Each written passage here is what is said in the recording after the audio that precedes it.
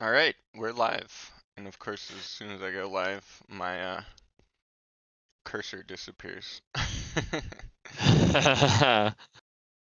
Wouldn't be a live cast if it didn't. uh, anyway, hello everyone, and welcome to Masters League July Fight Night. Uh, we're doing the finals from our qualifier, which was about 2 weeks ago. It's a 2v2 this month. We have 6 teams playing. All of them are displayed on screen. Actually, we can scroll down a bit and show the more specific participants. So there's Eggs and Cheese, which is X Factor. Uh, oh shoot, sorry, I lost the page of the actual player names. But X Factor is on the team Eggs and Cheese with Chisato, aka Yanami, aka Yudi. Um, And then on Team APM2, we have Raxel and Flying Duck from the newly formed APM clan. There's another Team APM, Mirrored and C3BO. And then we have Team TM, which is Sash Korin, who's actually being substituted by a Spoder friend today who's unable to make it. And then Autopilot also on Team TM. And then Team Kill is Sir Ice Cream and a Kumar. And finally, Seed Comrades is, I believe, Zlo and Kuchi. I don't remember exactly. I think they had some substitutions, but we'll see, I guess, when we get into it. But I'm going to go ahead and start the tournament. And then, of course, I am joined by my co-caster, VDB. Hello, team. Hello. Yeah. Um, Feels good to be here. yeah, I'm glad to have you here. And I am Neb, of course. I don't remember if I introduced myself. Hopefully the stream's working though. I guess let me check if it's actually working. Oh. Hmm. What's wrong? Is it working? Yeah, I'm not honestly I can't tell if it's working. Oh, maybe the delay. Oh, the delay went. Okay, yes, it is working. So we're good. Mm, I don't know if it's going to Twitch, but it's at least going to YouTube. Um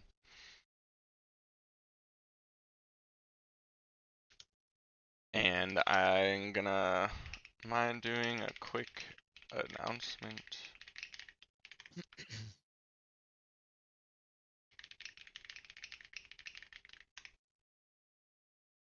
Okay. Anyways, it looks like the first game we're gonna watch is. Do you have a preference? We have Seed Comrades versus Eggs and Cheese, and Eggs and Cheese is of course X Factor and Yudi. There's also okay, well let's go. Let's go with them. okay, yeah. Straight first choice is good choice. We'll go find their game. Cool. Um, I don't think I have them in my friends list, so I can't find their game. I'll have to follow you. Okay. All right, there we go. Wait, this isn't who you said. I've joined the wrong. I know I've joined the wrong game. We'll have to Uh, switch over to a different game. Of course, we always have you know, we have to get our footing with the first game. of course, of course. I don't see us live on Twitch yet, but I'm assuming it's just the delay at the moment. Yeah, it might be that we're only going to YouTube, but I guess we'll have to see. Where is team? Oh, I have all of them. I have my entire friends list showing, which isn't very useful.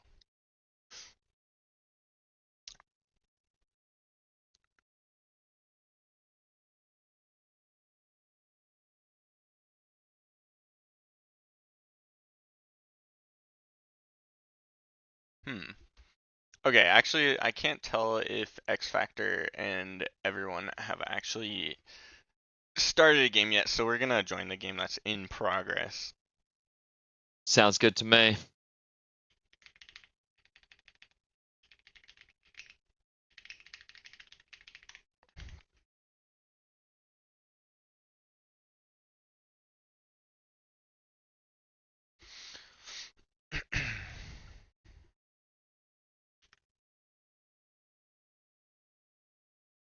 All right.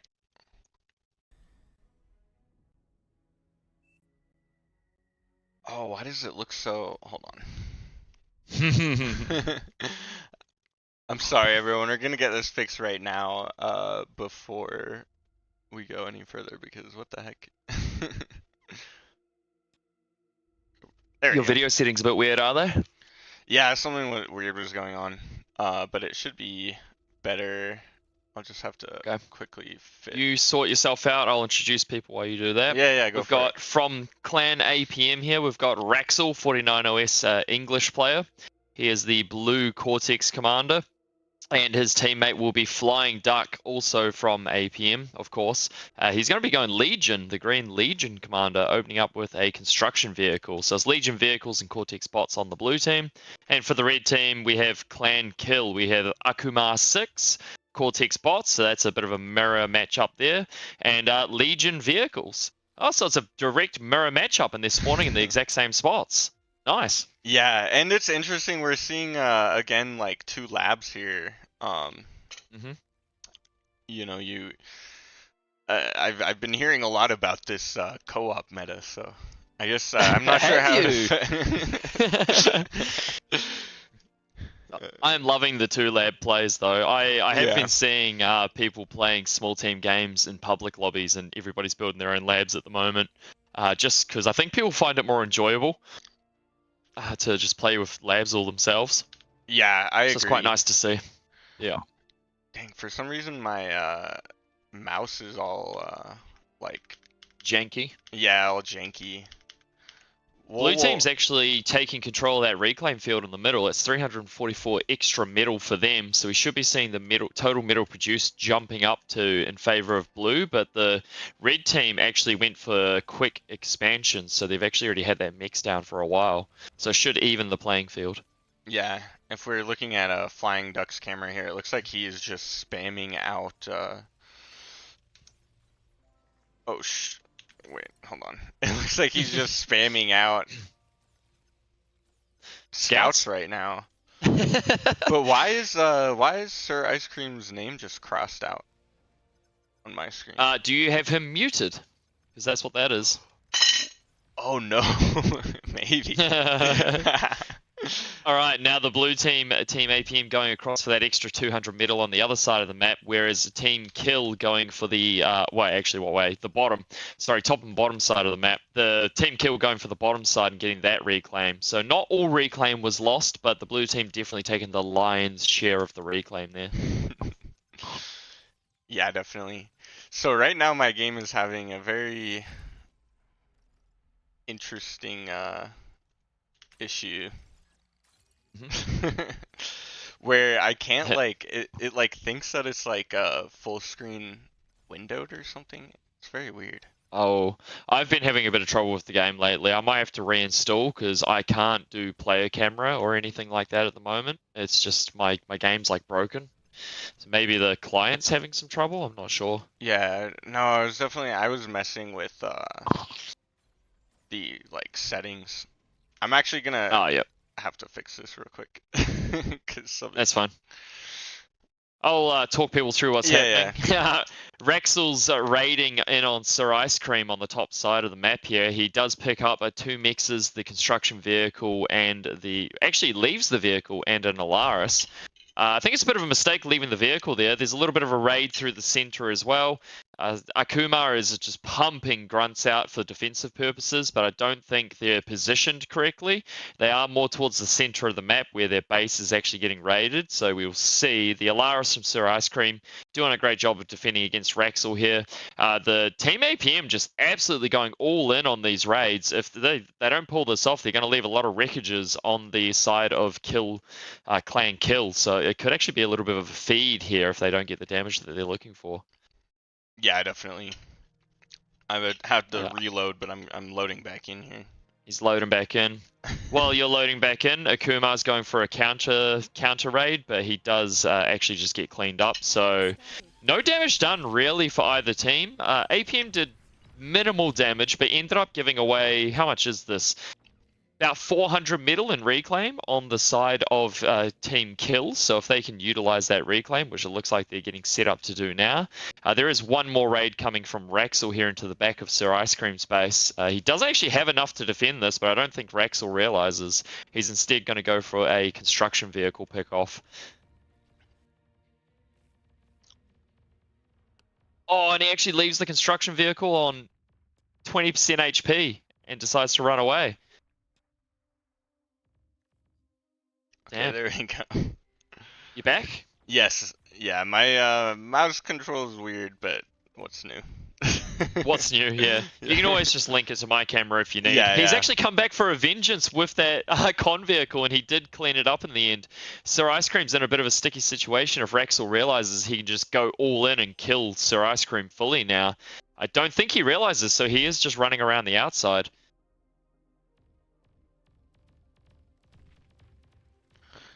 Yeah, it looks like there's just some grunts that have leaked past into Sir Ice Cream's base from Raxel already.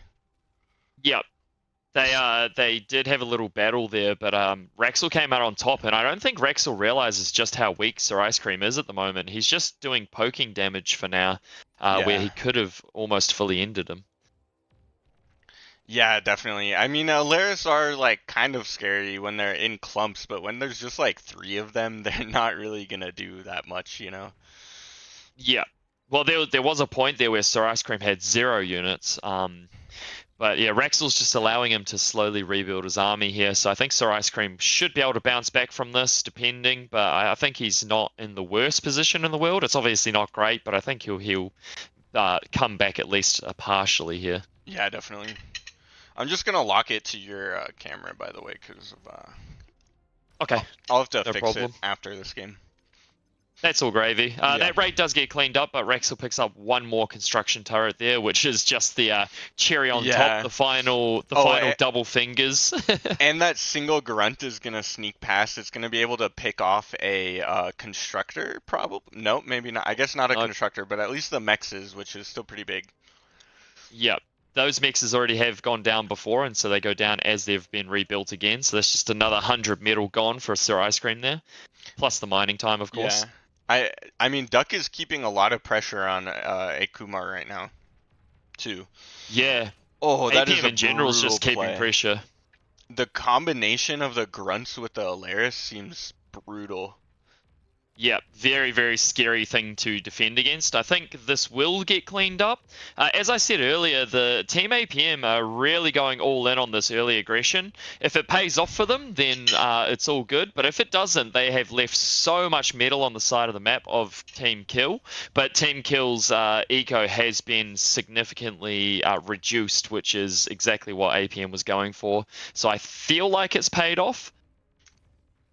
Yeah, definitely. I think so too. There's over 1,000 metal just chilling on the ground here.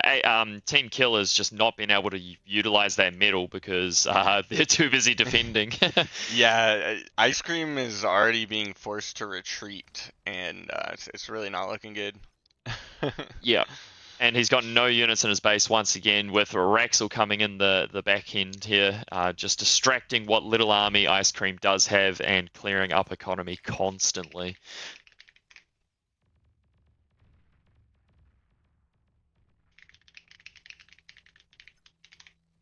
This is very scary for Clan Kill. I'm not sure how they can come back from this. It's just every second that the game goes on, they're falling further and further behind here. Just letting through a few leaks in the early game has really put them on the back foot. And there's the resign vote. GG. That was very aggressive from APM. I think getting that central reclaim really gave them that confidence boost that they needed to just go all in on the attack there, and I think it paid off in the end. Yeah, yeah, definitely. See if I can get this fixed real quick. Yeah. Anyways. What is this, Dude, by the way? Is this best of 2? Is this best of 2? Yes, it is best of 2. No, I'm kidding. Sorry, I was distracted because these guys are trying to figure something out. That's all gravy. Let me just check, make sure our stream is up and running on the Twitch. I still don't see it on Twitch. Yeah, it's not working on Twitch, is it? No.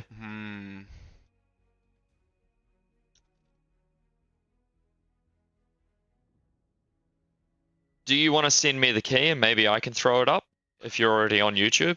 Yeah, might as well. I don't know can if give it a go. Set there.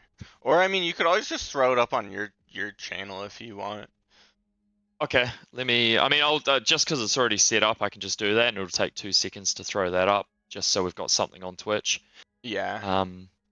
But if you want to send me the link to the YouTube, I'll direct people there from Twitch, so then they're watching on the actual Fight Night channel as well.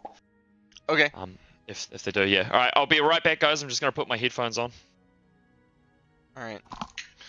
Well, anyways, we see Akumar and we see Ice Cream spawning on the low ground and Akumar spawning on the high ground. We also have Flying Duck and Raxel spawning together on a high ground near the 3.8 mexes. I guess all of these are 3.8 mexes, so Ice Cream is just gonna quickly take all of the Ice Cream's gonna take all the low ground mexes with the Legion Commander because you don't need to build as much energy, which makes sense. Actually, is that the energy for his whole team? Because his team's now low on E. Oh, they're playing on Hot Stepper. Yeah, they are playing on Hot Stepper. So Raxel and Duck have decided to avoid the low ground, like thinking that it's gonna be, all like lava or whatever. Yep. And so it looks like what's happening is they're gonna be building their base on the high ground, whereas Ice Cream is kind of just batterying right now on the low ground. Okay. This is definitely like a co-op map, just because it's so weird with the lava rising. Like you kind of have to come up with crazy strategies. I can confidently say that I've never seen a 2v2 on this map before, and I'm thoroughly excited for it. I can't wait to see what these people cook up and do. Yeah. Actually, is my voice all right for you at the moment? Because I am wearing a mask now. Yeah, you okay, found good. Yeah. Awesome. All right, so it's going to be Satyrs versus Thugs. Okay.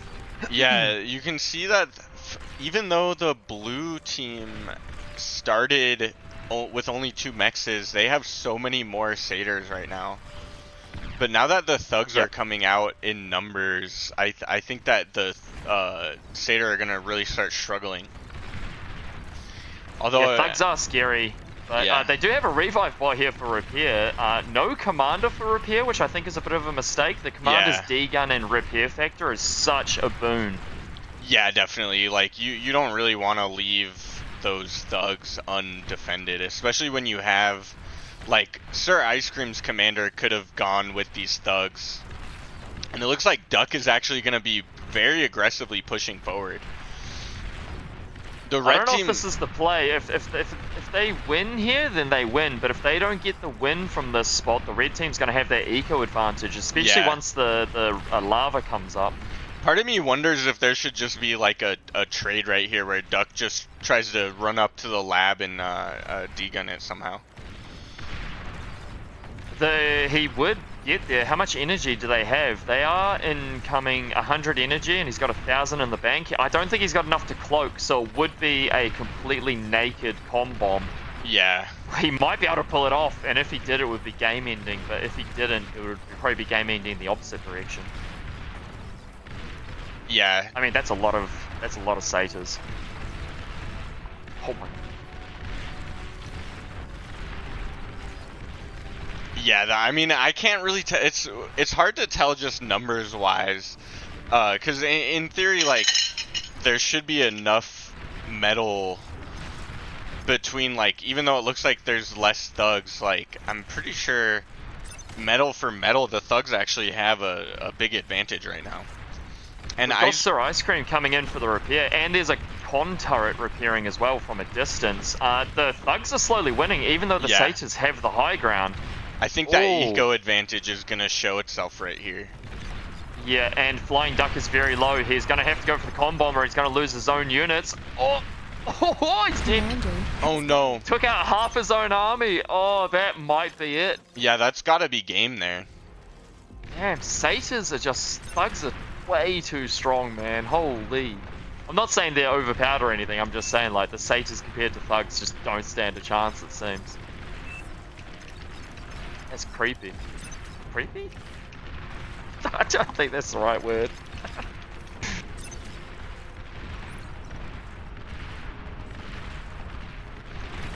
I don't even think that Flying Duck or Team APM know... Oh, they do actually know that they have one of those corners.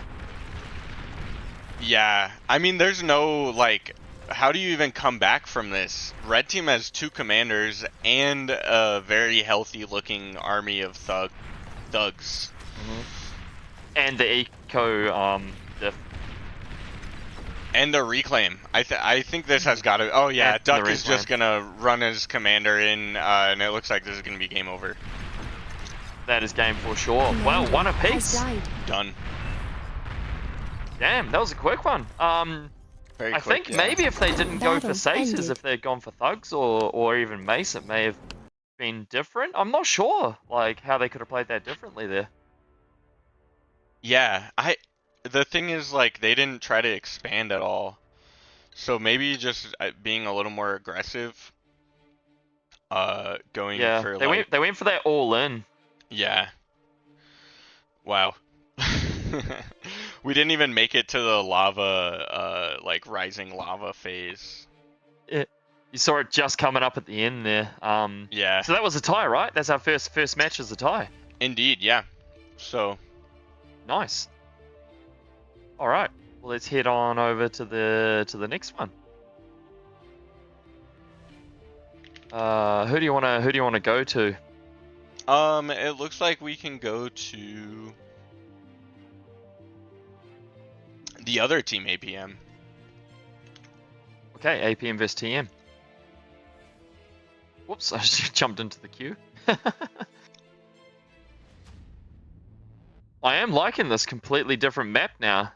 It does get a bit stale if you see the exact same map being played over and over, and this is 3 different maps for 3 different games for our first 3. That's amazing.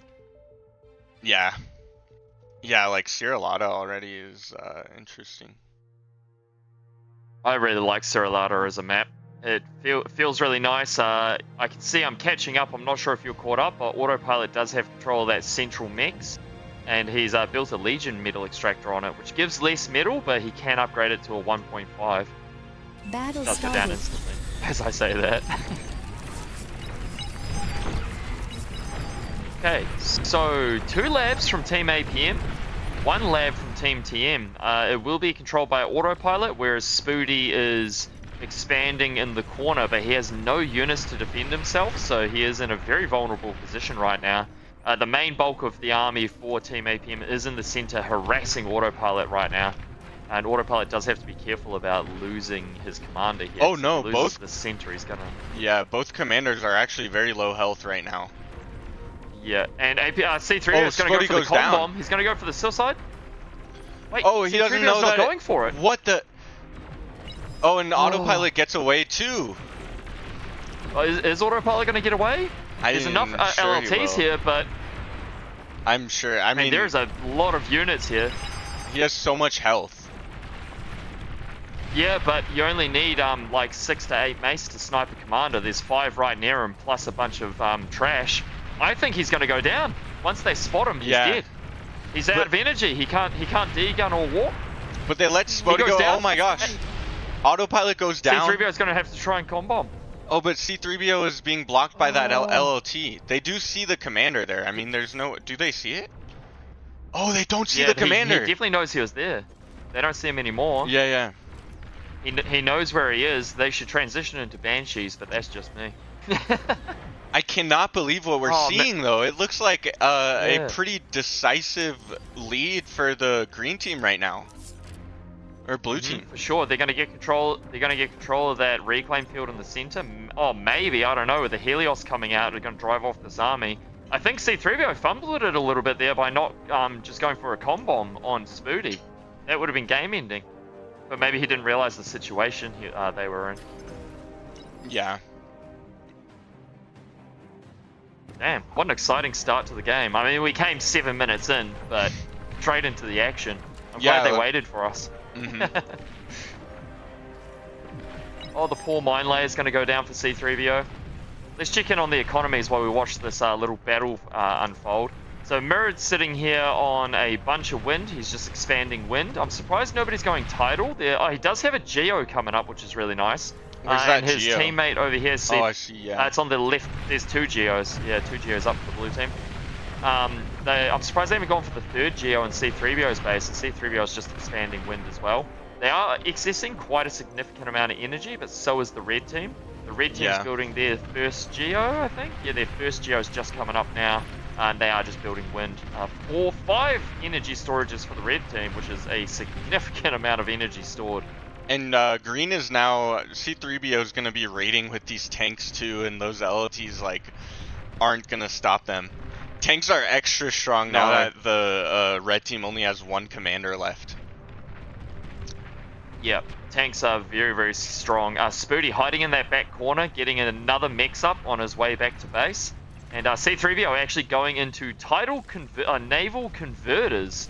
They are accessing a lot of energy, so I mean, this is a play that they can do. I think an air switch would have been absolutely savage to get the scouting out, find that last comm, and snipe him. They knew that he was low HP. Absolutely. Oh, we're missing the co-caster audio? Oh, sorry, it's because I've swapped my audio around. Let me change that back for you guys. There you go. You should be able to hear Neb now. This is Neb, the creator of Fight Night. Say hello, everybody. Hello. And thank you for the subscription, Marslander. Great to have you here, dude. I have been watching your streams. Yeah, so it looks like those maces are going to be able to overwhelm these Decurion again, and that wreck field is going to go under the control of the blue team again. Yeah, they are reviving and reclaiming. I think C-3PO wants to revive and Mirror wants to reclaim, so they are going to end up reclaiming most of this because reclaiming is much faster than reviving. I think reviving's the right play here. They need that army on the front line.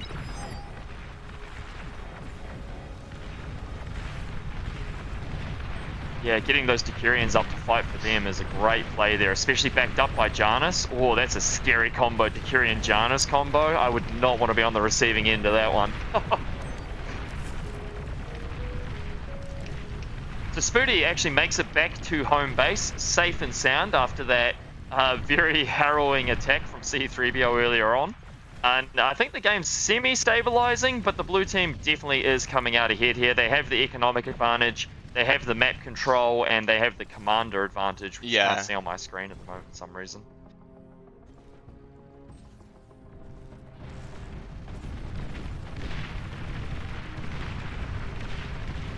Still doesn't load, okay.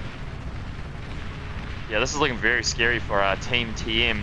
I'm wondering if they're going to pull some sort of sneaky trick out of the bag, or what. Do they have anything like cooking in the backline? I don't really see, aside from having the Geos up and the advantage of the overcharged metal extractors.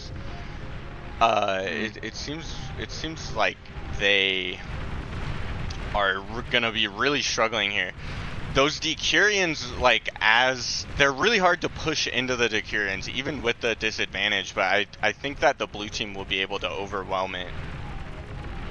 They do have the revive coming up on the front line, and they are playing fairly safe. I think they know they have the advantage. They pushed Spooty out of that top right hand corner, so they know they have the map control, so they can safely assume they have the economic advantage, and they don't just want to throw it away. So they're slowly pushing, reviving everything behind it. They've actually gone into reclaiming again now. Yeah. And this push is actually going to get cleaned up. Are they going to go T2? Is that what they're planning here?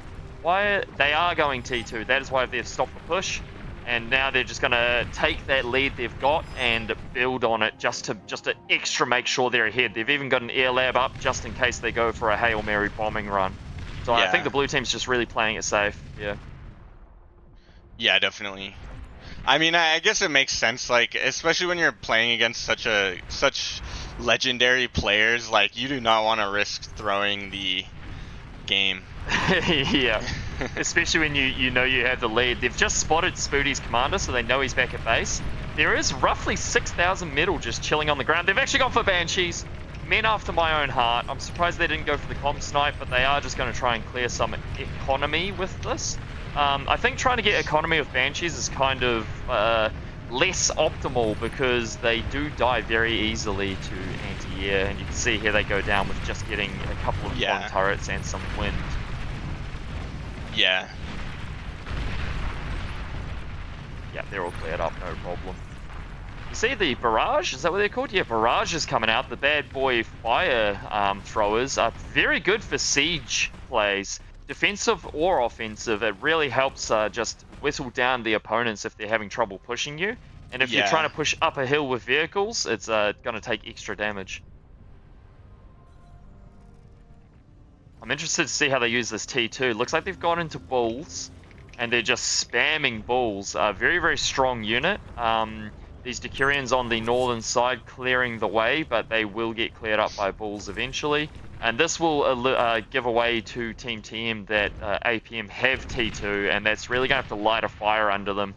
Because from what they know that APM has all the advantages, and now they've got a T2 lab up, and they know they have an air lab as well. So that's really going to put the jitters in Team TM. I have no idea how they can actually come back, so I'm excited to see what they try. Yeah. We have just this line of T-Curians that is going to be hard to push through, but I mean, are those T1.5 mexes going to be enough to keep up with the T2 transition that the blue team's been able to afford? I'm very doubtful. Not even close. Yeah. Yeah, they are transitioning to T2 themselves right now just to try and catch up. They know you've got two options when you see T2. Go T2 yourself or overwhelm them with T1 army. There's no way they can overwhelm them, so they have to go T2. Yeah, literally, there's no other choice except going T2. Because those T1.5 mexes, each one is 30 energy per second, and it's giving you half as much metal as the 20 energy per second mex. So, it's just... Yep. The blue team does control the center as well, which on Cirillata is fairly good, or fairly integral to the gameplay of this map, because this central area gives you so much metal. Yeah. What's he getting?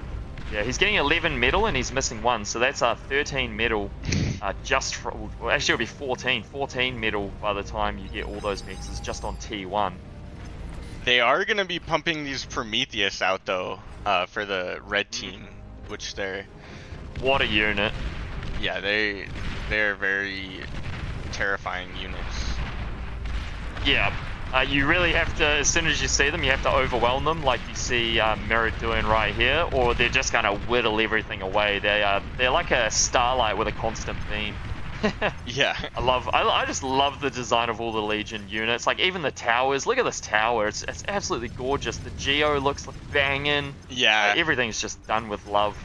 Yeah. I have it. I think that they're even gonna update the Legion models even further to really like tie all of them together. Yeah.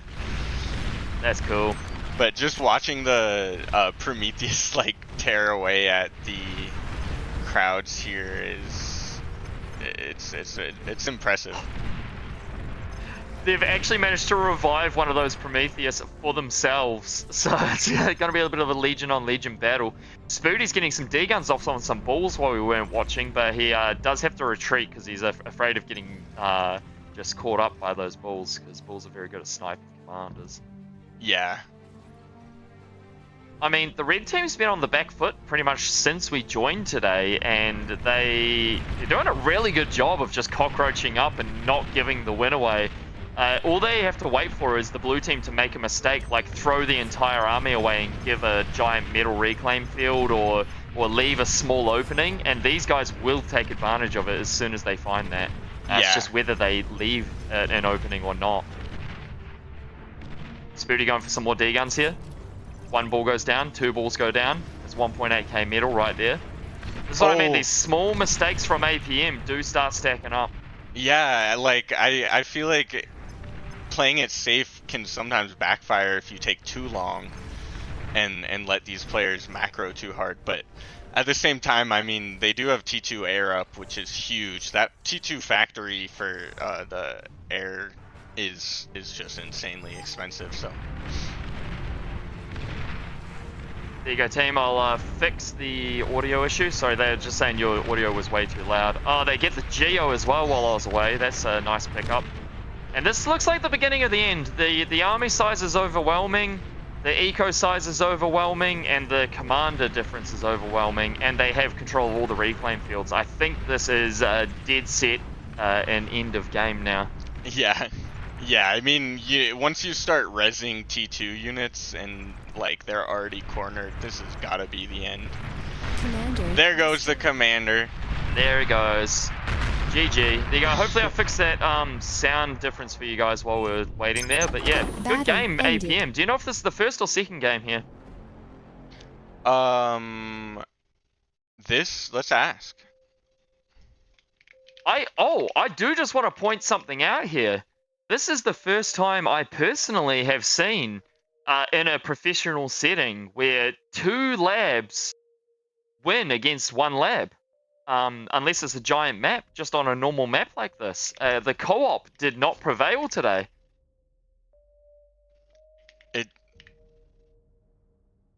Yeah, because co-op in 2v2, I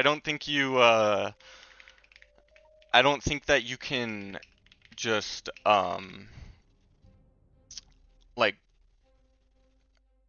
the thing is that the maps, especially the ones that were picked for this map pool, they're large enough that in a 2v2, if you don't start far apart from each other and have the labs controlling different areas, then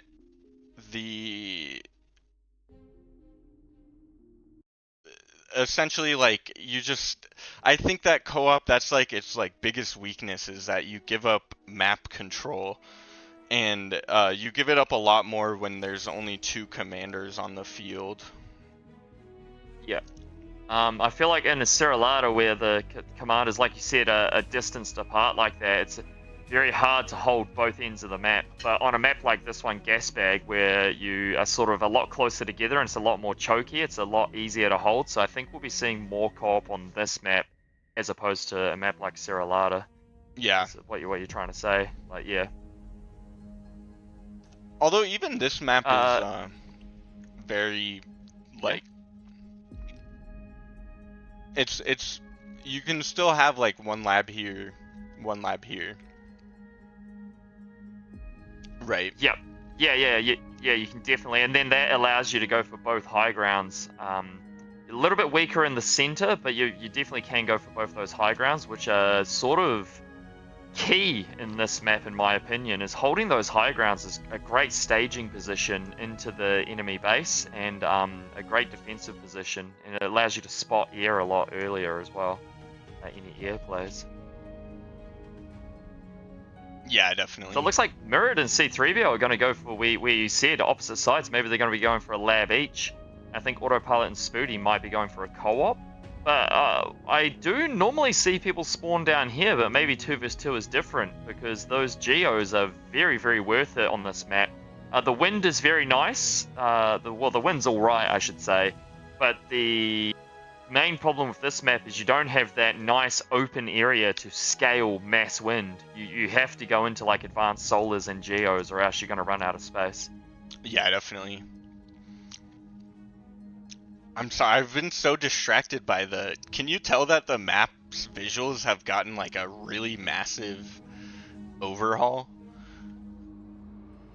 Yeah, it's looking beautiful. I do like that he's made the cheeky backdoor entrance to bases more visually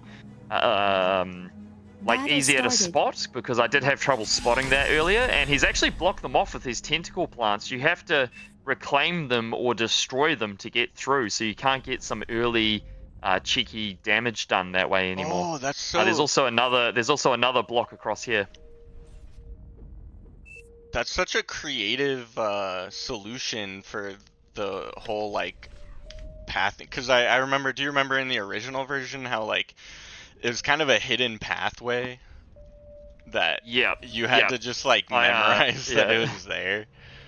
So yeah, I definitely complained to him about that because I died a few times from it, and he went straight into fixing it, which is amazing. Like Aiden, top tier map creator, eh? He's definitely pumped out some bangers. Yeah, he really has. He really cooked with this one. Okay, so TM going for a Legion bot lab, and then Autopilot looks like he's going to be battery gaming a little bit here.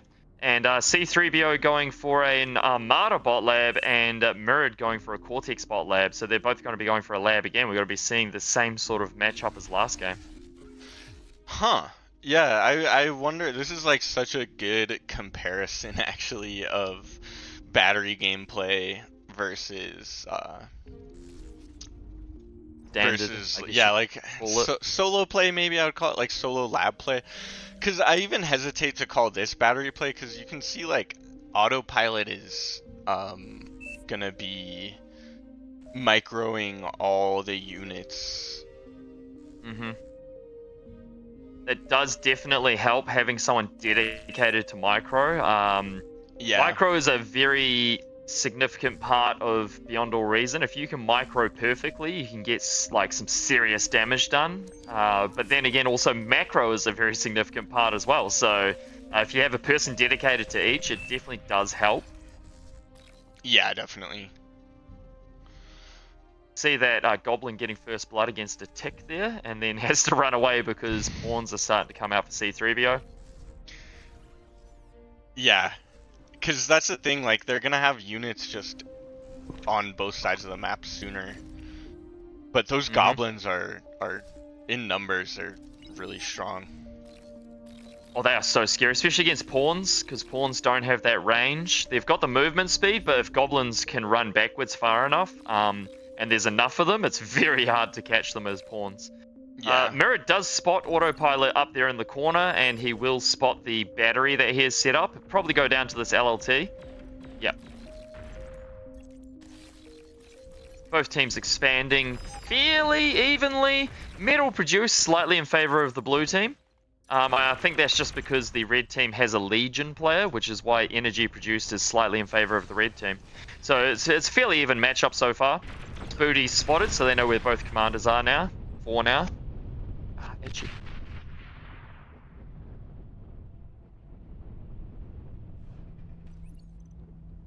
Yeah, Spoody's moving up.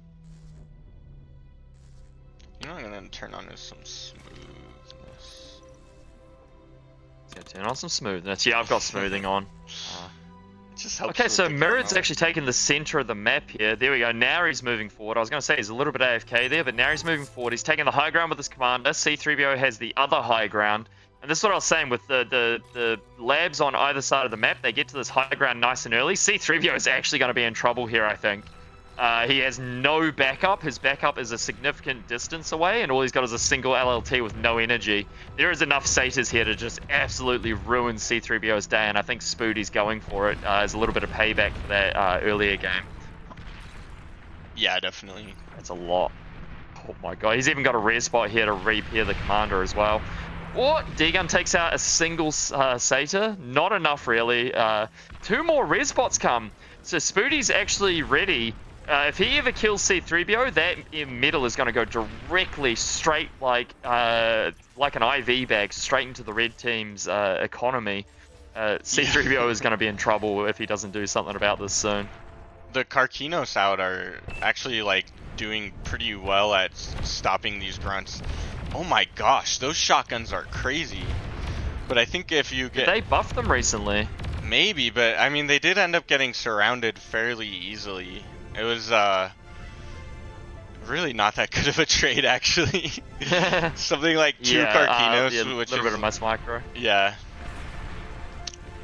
So C3PO has been pushed off the high ground. I'm very surprised Spoody didn't go for the snipe there. He obviously can't tell that C3PO has no energy for D-guns or anything, but the high ground advantage going down this hill would have been amazing for those satyrs. Maybe C3PO's mace got here just in time to stop the satyrs from feeling safe enough for the comp snipe. Yeah. So Spoody's going to secure this top area. I don't think he's going to have too much trouble. He's got a lot of repair value here. He has a commander as well. He's going to be able to hold, I think, unless these mace are ridiculously strong, but I don't think they're going to be strong enough to take this position. Getting backed up by some grunts could be good, but they decide against it. Mirrored is definitely fully in charge of the high ground here. So both teams actually have the enemy's high ground. The high ground Spoody's on should be the blue team, and the high ground that Mirrored's on should be the red team. So we're looking at a bit of a weird gameplay here. Yeah.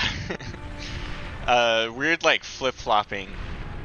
But in terms of like economy, the economies are fairly even, like map control is fairly even.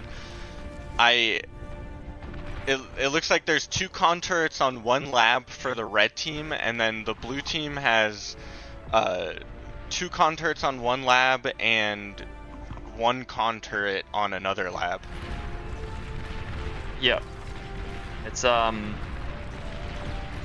sorry, I'm just getting really distracted by Spoody. He's desperately trying to hold here, and I think he's going to hold. So APM is trying to go for like retake this hill, and they've ended up donating 1.4k metal, and that's what hasn't been reclaimed yet. You can see that they're desperately trying to take some of that reclaim, but I don't think they're going to get very much of it. That's very dangerous. C3PO is actually going for a comm bomb in the supply lines. Wait, he lives? Is he gonna live though? Because he's like 2 shots from a martyr away from dying. Yeah. Oh, and he went AFK with his commander? Commander has died. Yeah, he must have thought he was already dead. That was weird. I don't know if that was a misclick or intentional, but that's kind of game over. That's them they know where giving up? There's the GG. Yeah. They're just giving up? Well, that is GG now. I mean, they donated metal to Spoody on the high ground. The commander died. That would have put the red team significantly ahead. True. Wow, so another tie for Team APM. So both APM teams have tied this round. Are we gonna see like tiebreakers right now, or like what are we gonna? I don't even know. Yeah. So, because it's round robin, right?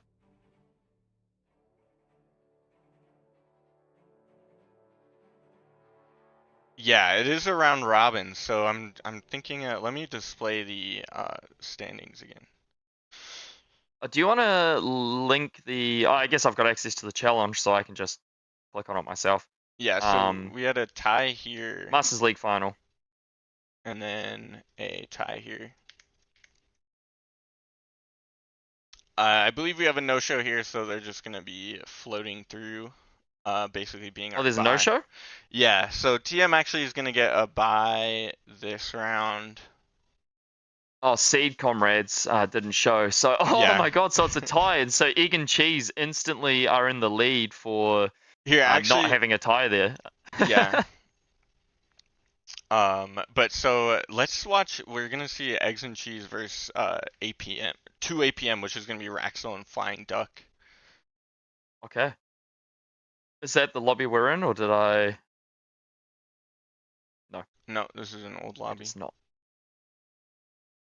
Cool. I will follow you along. Where's your name gone?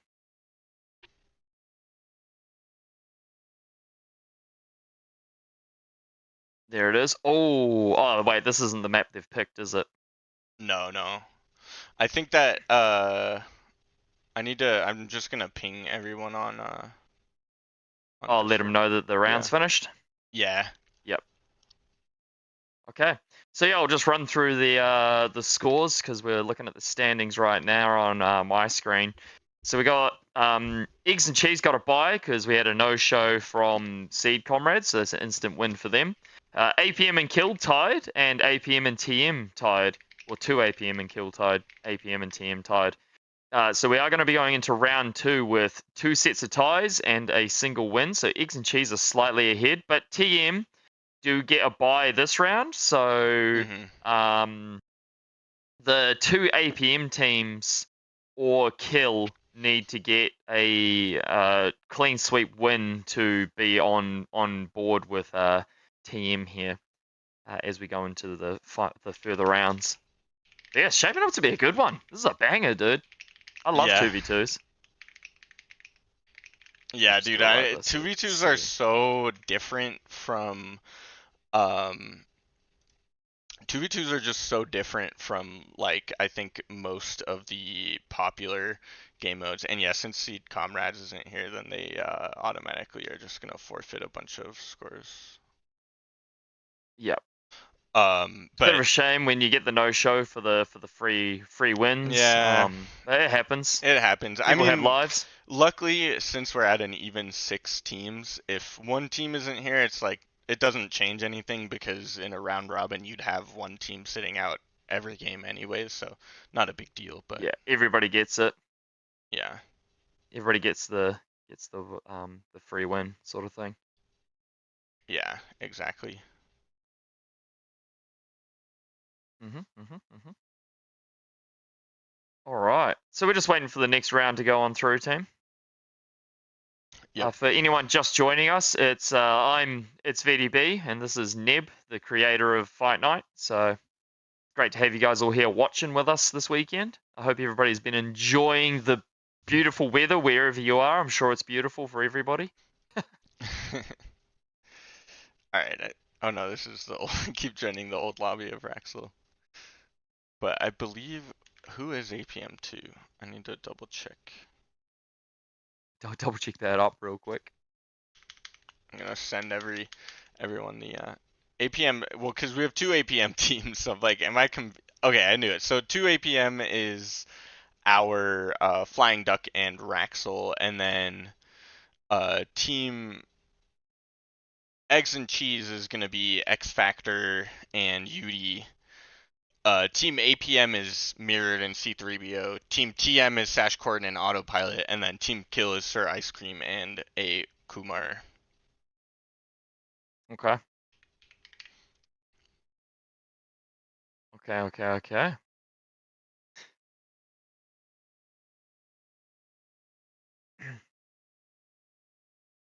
I'm gonna go ahead for people on my stream here and just make um the Fight Night cosmetic thing free, just so everybody can put it on if they would like to have that on. So let me go and do that real quick. Bear with me. Yeah,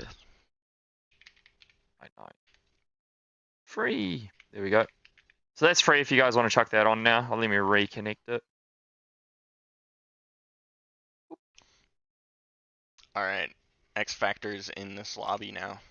Let's go view All the lobby right. screen.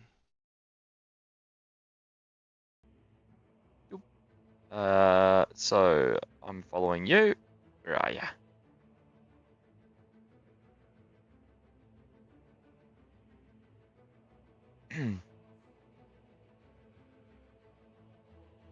Do we have a picture of the map pool banging around somewhere? Is it set up on Figma or anything? Unfortunately, I Or don't is it think so, but we can read them out. We have read them out to me, brother? I'll write them pools of the down. Illis, Hot Stepper, Shallow Straight, Gas Bag Grabbing, Cirolata, Certigata, and Faster Than Light. Nice. Yeah. So there's pools, We've seen hot so stepper. far. What have we seen so far? We've seen Hot Stepper, Certigata, Gas Bag, Yep. We Cirolata. saw Yeah, we saw Cyril as well. So the only one we haven't seen of Pools of Illis? Yeah, I guess so. There's only 1, 2, 3, 4, 5 Oh, maps? Or am I shallow tripping? straight. Shallow straight. Oh, We also Shallow haven't seen. Straits. There should be Okay. 7 maps. Yeah. Faster than light. We also Pools, haven't Hot seen. Stepper. Oh, Faster Than Light. Yeah, Faster Than Light's always a good one. Very hard to get people to who want to win money to play that map. It Yeah. is yeah, Yeah. it is a very fun map, but by my god, it is a meme. Yeah. It's although I feel like we've seen it in like almost every major tournament too. It's such a classic map.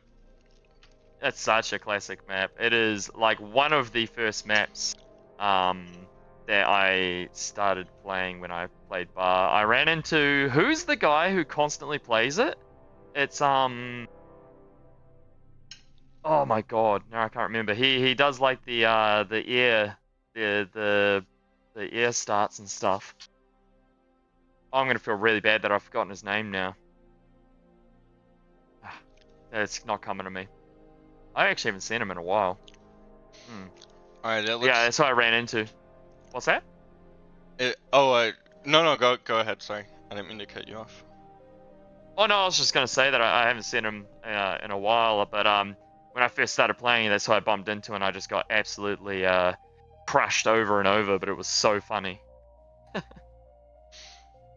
Yeah. Okay, so Hot Stepper and FTL have been banned. Okay. Very interesting.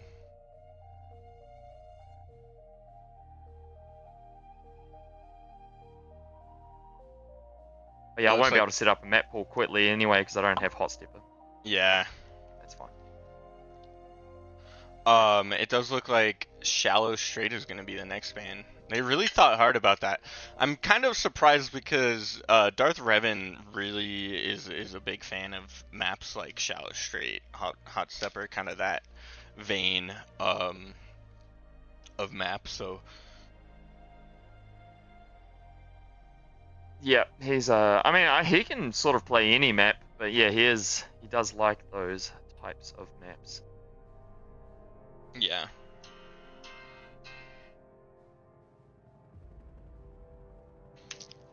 We're just waiting. They're thinking about the next ban. Yeah, they're really thinking hard about this. Most people sort of have a list of maps in their head that they're gonna ban straight off the rip, but they coming up against people like Raxel and Flying Duck. I mean, sorry, Revan and Yanami. You got to think about what they're good at and how to stop them. And there we go, Sertigata's banned. So that leaves Pools of Illis, Gas Oh no, Bag, Hot Stepper's banned. Gas Bag, yep. Cirilata. Cirilata. One more That's ban 7, left, right? right? Oh no! It's 2 picks. So what are they gonna pick? Yeah, and then there's going to be a remainder that no one plays, right? Yeah, no one plays the remainder. Yes, out of mana, everybody gets a Fight Night cosmetic for watching. Yeah, correct. No. You can do it just by No, clicking no. on the little box. No, in my stream. In my stream. Oh. Sorry. Sorry, in my stream. My stream only. we don't get a cosmetic just for in actual bar.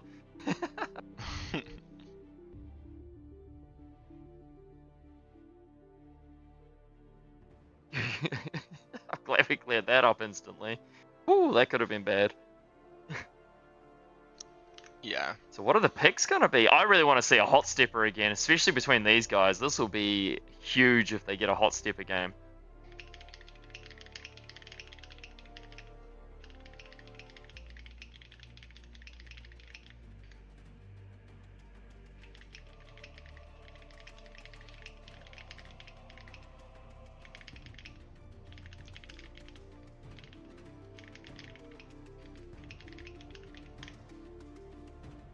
We got bossed.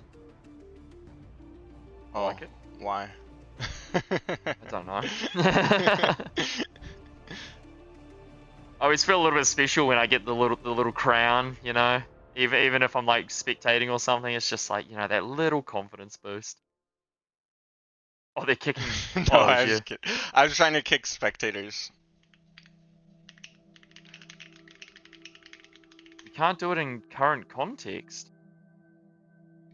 Weird. Yeah, we don't necessarily have a rule against uh Spectating. yeah. Yeah, Yeah. usually fight night's a little bit more casual, but a decent amount of money on the line tonight, so I think people will feel a bit more. What's Yeah. the word I'm trying to think of here? I wanted to say safe, but I don't think safe is the word. Yeah. A little bit more reassured, that nobody at all is spec cheating. Everybody's got a decent amount of honor here, so you're not going to be seeing any accusations of spec cheating, but it's always good just to not have the the room for it. Yeah. Gas bag has been picked. Okay, so we're going to be seeing another gas bag game. That was picked by X Factor here. Gas bag,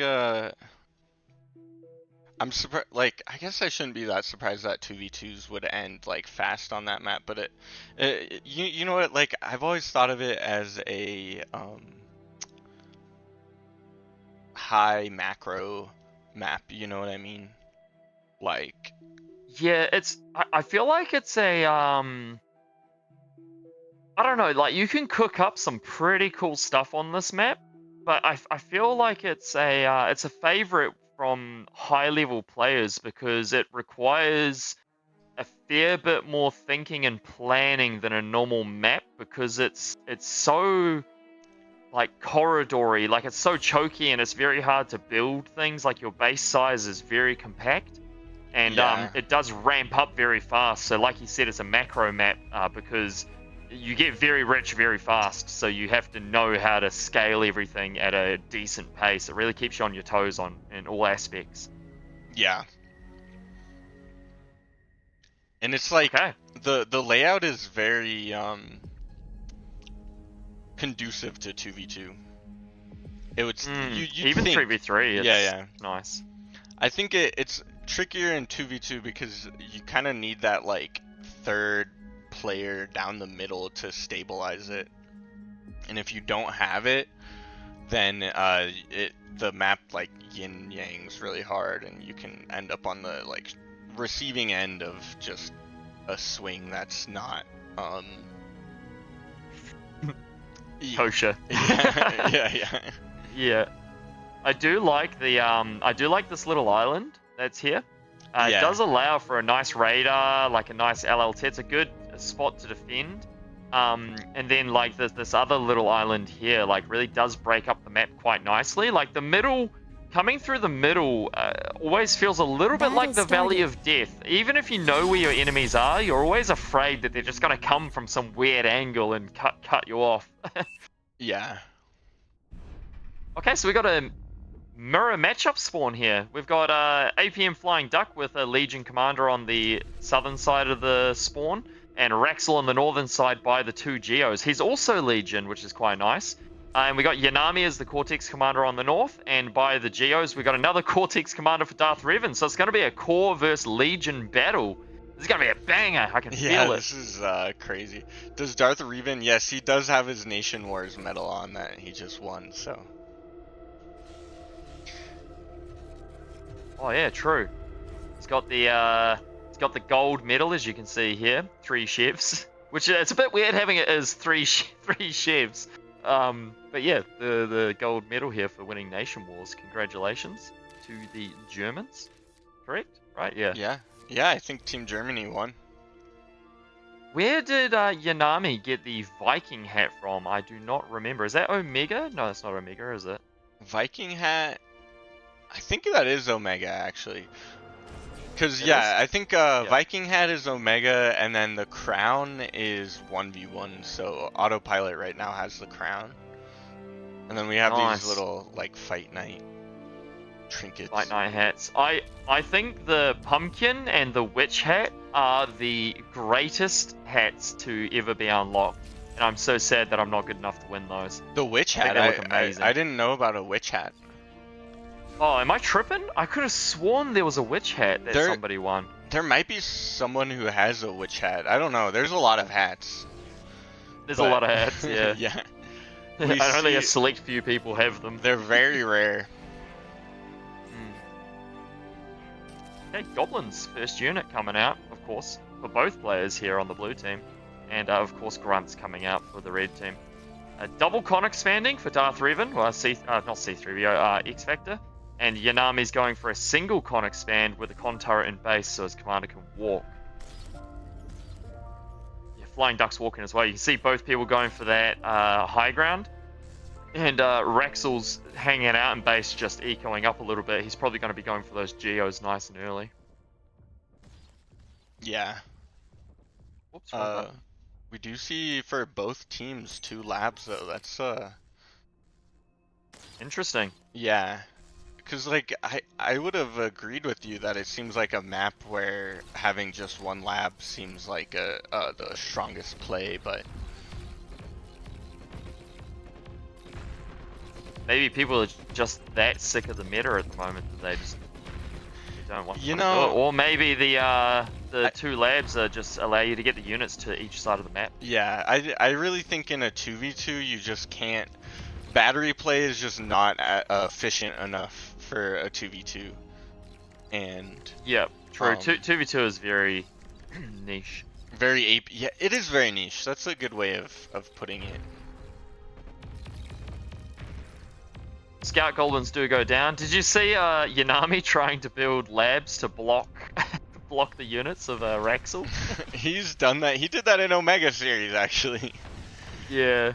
I love it when I see people do that, especially when you're trying to block a commander or like Janus or something like that. The Cortex bot lab, I think, is the best lab for it because it's so big, and I think the cost of just putting the blueprint down energy-wise is the most efficient for size. Yeah. If anybody was wondering. Yeah. Chronographer says go Cortex. So can we get a ban here for Chronographer, please? Can somebody just can we get a mod in here to ban Chronographer? We'll have no Cortex sympathizers in here today, thank you. Cortex is yeah. I say less. I thought that for a while I was thinking like Cortex would really struggle against Legion and Legion struggles against Cortex, but I don't know if it's actually like panned out that way, you know what I mean? Yeah, I mean, the game's fairly balanced. I just think, as an Armada player, I've just never liked Cortex. So, I mean, I'm very biased, so take my opinion with a grain of salt. Yeah. The Thugs pushing up into the Satyrs.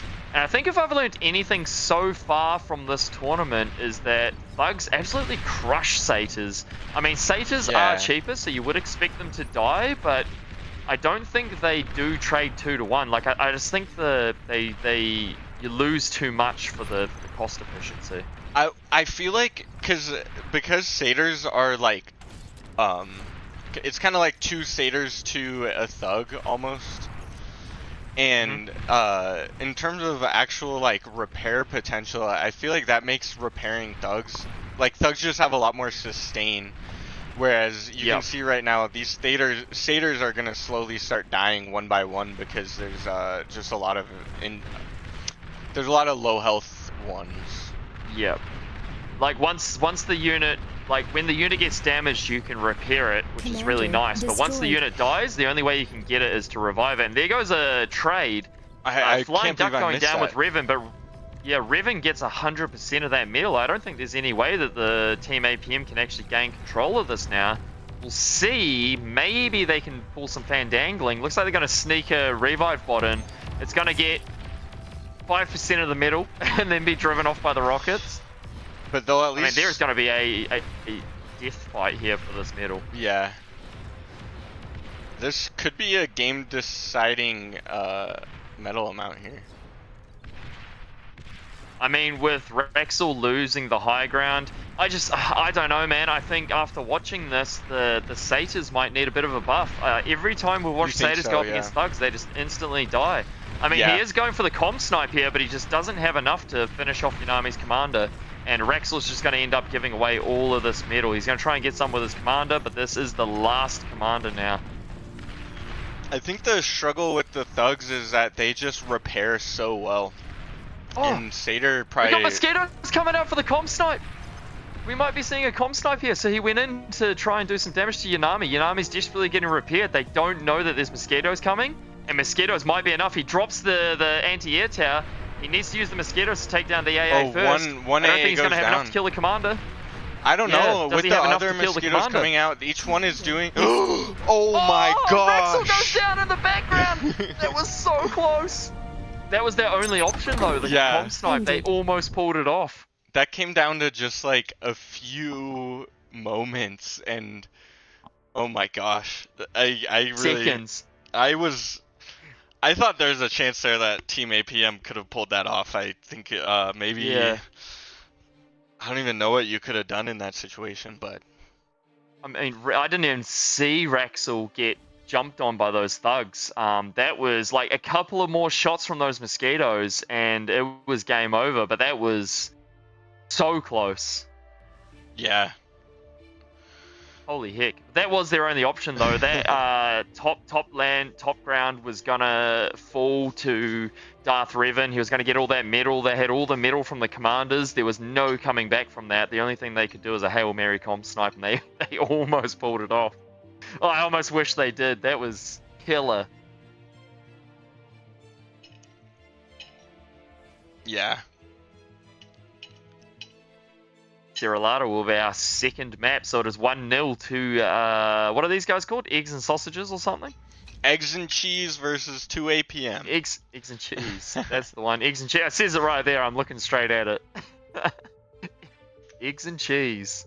What type of meal is eggs and cheese? Is that like an American thing?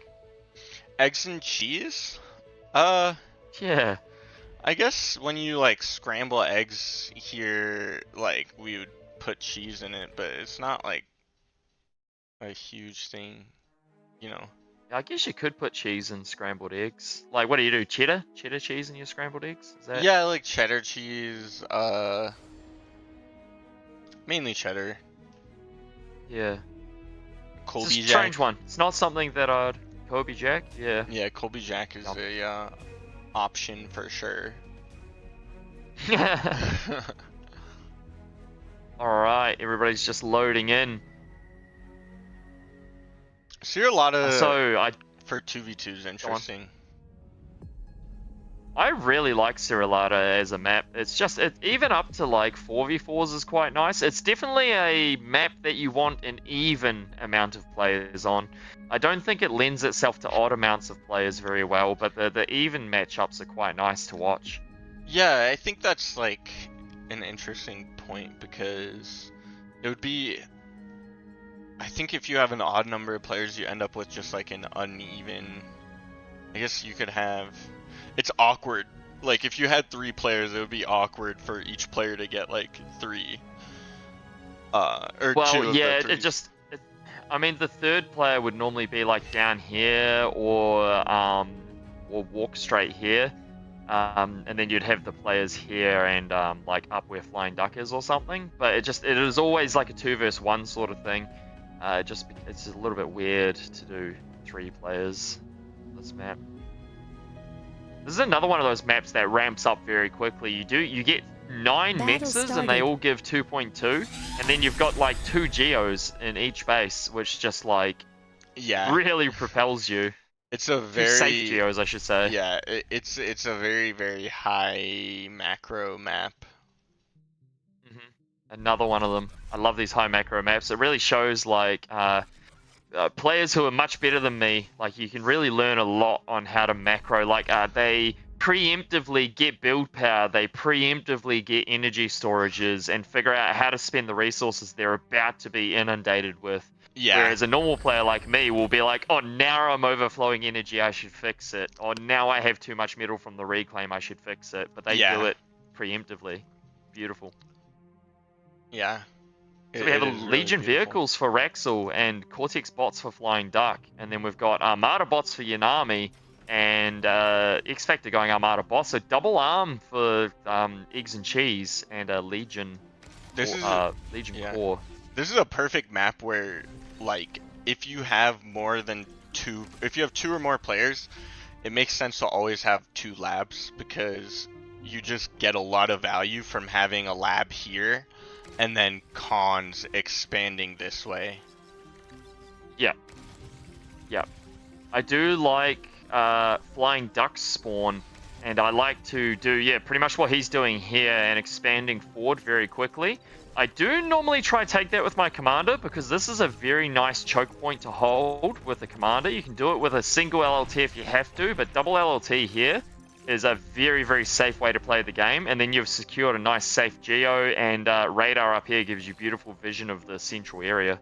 Yeah, I guess I would. It's hard for me to he's- even like spot that as a choke point, because like it just looks like such an open map. But I guess you maybe can't move like vehicles this way, and bot. Oh yeah, I guess bots also can't really move up that path right there. So. You can't get up that ramp. Yeah. Gives you a nice high ground advantage as well. Like if you can get radars on these little islands here, you can get some beautiful vision of your enemy's base, the middle. Like, it just opens up so much. I wanted to say like line of sight, but it's not. It's like information for you, so you can really react a lot easier. Yeah. We got some Alaris raiding for Raxel here in the back of Darth Revan's base. The Ticks are desperately trying to defend against them, but Alaris pretty much never miss Ticks, and they one-shot them. So Ticks are absolutely useless versus Alaris, but the pawns will clean those Alaris up, no problem at all. Yeah. 0 damage done. Ooh, Alaris coming in the front door, while the whole army of Darth Revan is in the back. 2 Alaris are going to slip in the front, pick up at least a radar. Are they going to get the conbot? They get just the radar. They didn't even get the mix. Oh, a bit of a micro mismanagement there from Raxel, I think. Yeah, I agree. I think they maybe could. No, they still don't get the mechs. Wow. And those Damn, that is. Yeah. That's a mistake. He's going back. No. The madman. What was that for? That was a mistake. Must be nerves no. or something happening right now. Yeah, or he was busy trying to stop this tick aggression here from Yanami. So they are teaming up on poor Raxel now. He did get aggressive, and he's getting attacked by ticks and followed up by pawns. This is going to be a hard thing to stop. But also on the other side of the map, we got mass grunts coming into Yanami's base. I don't even know what side to watch. Let's watch the pawns first, I guess. The pawns take out the LLT. Yeah. Get the con. Oh, the and grunts. they probably get the mexes. And meanwhile, the grunts just like clear off a couple mexes. They miss a mex. They're going to have to go back that way, right? Yeah. I think they're scared of the commander.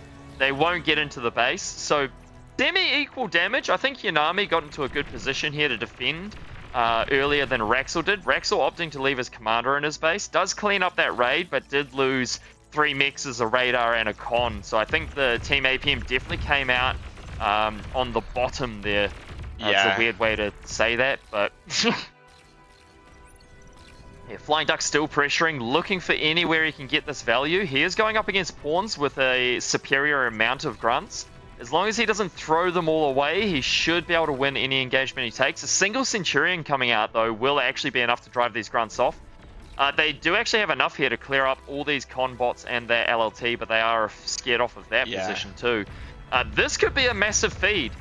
Flying Duck might end up feeding all of this. Let's see what happens. God, they just absolutely crush pawns in numbers like this. The Alaris linking up with the grunts. This could be insane, or it could be a big feed. Let's see what happens here. I'm very interested. As I was thinking that I would want to see this army controlled by one player, that is what we end up seeing. And the self-D is going to take out a little chunk of that army as well. On the Self-D, LLT. perfectly timed self-Ds are one of those things that you love to see. Yeah. They're very, very nice. It's hard, so hard to time as well. It's like 6 seconds, right? Yeah, something like that. And you know, LLTs are relatively squishy, so it's to time it so that they can the 6 seconds goes off when the army's on top of the LLT but hasn't killed it yet is very difficult. Yeah, very difficult. So this raid does get kind of cleaned up. It is doing like army damage, But of course, a Revan is here reviving everything, so that is almost 800 metal worth of reclaim. That is just going to be turned straight into units again, and that number is just growing. Revan doesn't even mind too much if he takes unfavorable trades here, because he is just going to end up reviving all this. Yeah. Now, this is stopping him from expanding to those 3 mixes, which is really nice, but they did end up feeding a lot of metal, so I don't even know if that's like if that was a good raid or a bad raid. I can't decide. But at the same time, Yanami's pushing with triple Centurion, which you don't see very often, and rocket bots on the other side. There's a very, very eclectic push here that I don't very see much often. Yeah. The rocket bots, I thought they had fallen out of favor in these like smaller games, but I guess 2v2 is just, like you were saying earlier, very niche. The meta of 2v2s is probably just honestly not as developed because there's not, it's like what, I at least don't see a lot of 2v2 games happening when I'm roaming the lobbies. Roaming the lobbies, I love putting it that way. Okay, so Raxel is finally fully pushed out of Darth Revan's base. There is 1.3k metal just chilling there, all getting revived right now. There's a... Yo, Slick, thank you for the raid, my friend. I hope you had a good stream. At the same time, Raxel's deciding to go for a softer target in Yanami, so he's going to clear up some mixes, maybe? Or he's going to get cleared up here as well. Just more metal donation, I think. I don't know. And at the same time, Yanami's just desperately pushing with those rocket bots. But yeah, like you were saying earlier, the rocket bots, I don't know if it was like the greatest choice in the world. It's a significant investment in rocket bots. He's still got almost 1.5k metal in rocket bots here. And yeah, I feel like that really could have gone into like a Geo or some other unit. Flying Duck's actually defending his base and pressuring middle at the same time, but the double beamers are gonna really drive him off, especially backed up with Centurions here. Yeah, rocket it's bots. A weird match. Yeah, rocket bots feel like they counter thugs actually decently well because they have such like they're both faster and outrange thugs, so they can just like if microed very carefully, they can basically deal damage to the thugs without taking any damage themselves. Indefinitely. Yeah, so rocket bots are good if you've got, if you don't overbuild them. That's point number 1. But point number 2, against thugs and masons and such, you can indefinitely micro them backwards as long as you've got space to do that. And they will never catch you and you'll just get permanent value on those. But the downside is they are easy to dodge their rockets, and once you run out of space to retreat, they will just crumble like a cheap suit. Yeah. But it looks like those rocket bots are distracting enough to allow these Centurions and Pawns to start leaking in all of these gaps that you do not want Centurions and Pawns to be in. The Constructor goes down from the Centurions, 3 Pawns in the back, and a revived Alaris just running around having the time of their lives. Flying Duck was doing a great job defending there, but Nari is definitely on the back foot. Yeah. And I mean, at the start of the game, it was the blue lane being overwhelmed. Now it's the green lane being overwhelmed, but it looks like not a whole lot of red damage on the field, you know? Yeah. Darth Revan has been defending against that raid this whole game. He still hasn't even revived all those units, but now that raid has stopped pressuring him, he's allowed to rebuild his economy in the back of his base there. And at the same time, Flying Duck's economy is being, having done to it what was done to Revan, so now his economy is under threat. So we've just watched the entire flip, where Flying Duck is now defending what Revan was defending. Yeah. And you can see that those rocket bots have been pushed all the way back to the base of Yanami by just a few thugs. And behind that, Flying Duck was reclaiming everything. He's actually overflowing metal to his teammate. Like, both players are overflowing metal in the blue team. So like I said, really, really good players will preemptively solve that problem before it happens. But they've sort of failed to preemptively realize they're going to have that much metal. I really would have liked to see a Geo go up for either team, but we still haven't seen one yet. Yeah. Yeah, it looks like I feel like that's just a sign of how APM taxed they were. And is this the last? Oh no, gonna go down. Yeah, those maces are good at killing commanders. Yeah. He overextended and he's definitely paid for it. And now it's just Flying Duck left alive and he's running from rocket bots as we speak. I think this is the end of the blue team. I think oh, they're going for the comm snipe again, but they don't have it. They have to kill 2 comms, so it's definitely not going to pay off. I think the blue team was just too aggressive with those raids early, like I said, and they donated too much metal. They didn't get enough value out of those raids, and the red team being able to defend against that just allowed them to turn that back to their advantage. And you can see most of this raid here, all of this raid here is purely revived units. It looks like Revan's commander is gonna go down maybe to these mosquitoes, but it does seem to cloak in time actually. Oh, and that's gonna be the end of the game.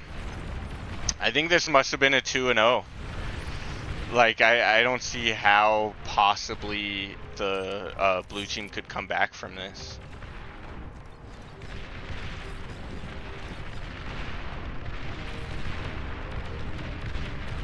Yeah, I just realized my mic was muted.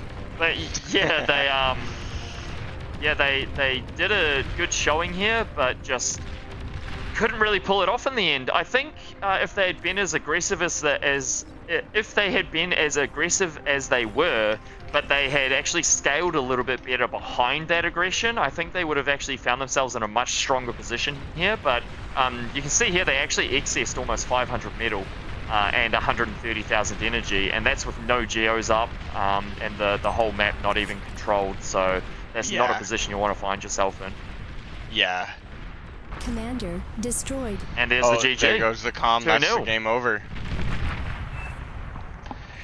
Wow. Yeah. Well played, eggs and cheese. Eggs and cheese is a deadly combo. Deadly combo. Yeah, it turns out, yeah. You don't want to be a lactose intolerant vegan. Yeah, definitely not. All Well, right. I kind of feel like we should just keep moving with eggs and cheese through the tournament. Who are they gonna play Let's do it then. next? TM. Is there Okay. any games we can catch the end of, or are all the games finished? Let's see. Oh, oops! I accidentally entered the wrong score. Eggs and cheese are up against the other APM team next round, by the way.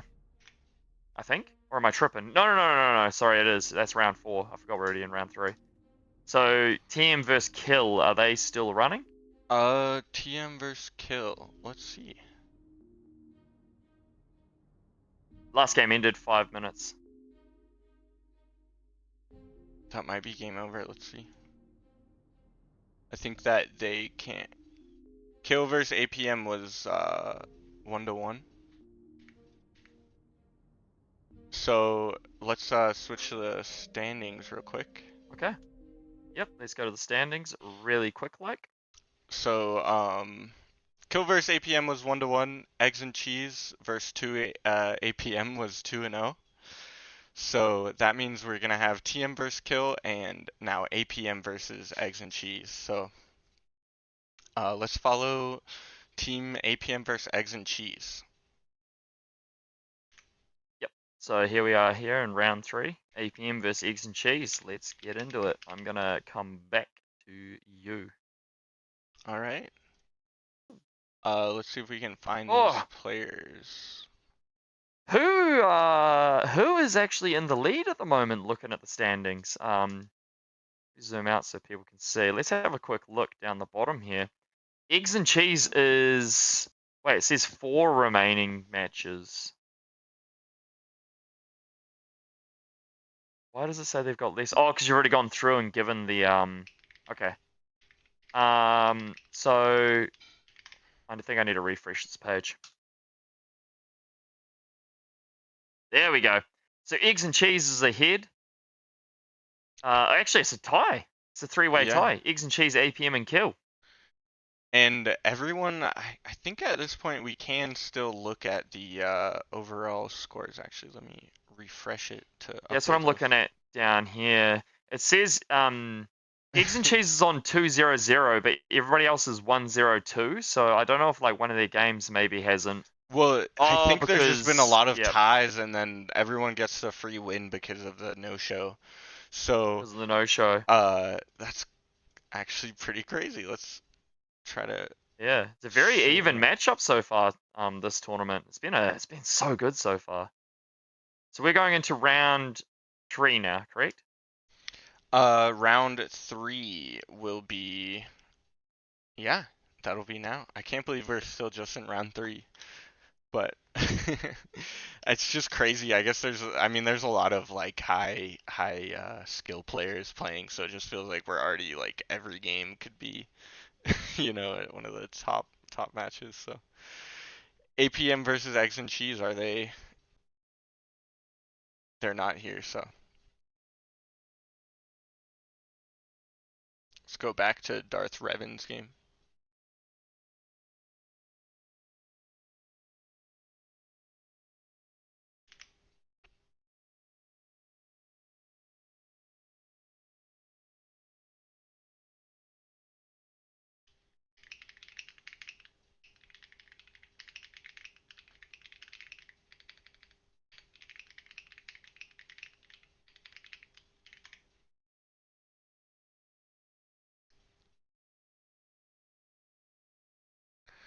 All right, yeah, we're just so I mean there was a recent balance patch, I guess. Have you been playing with it at all, VDB?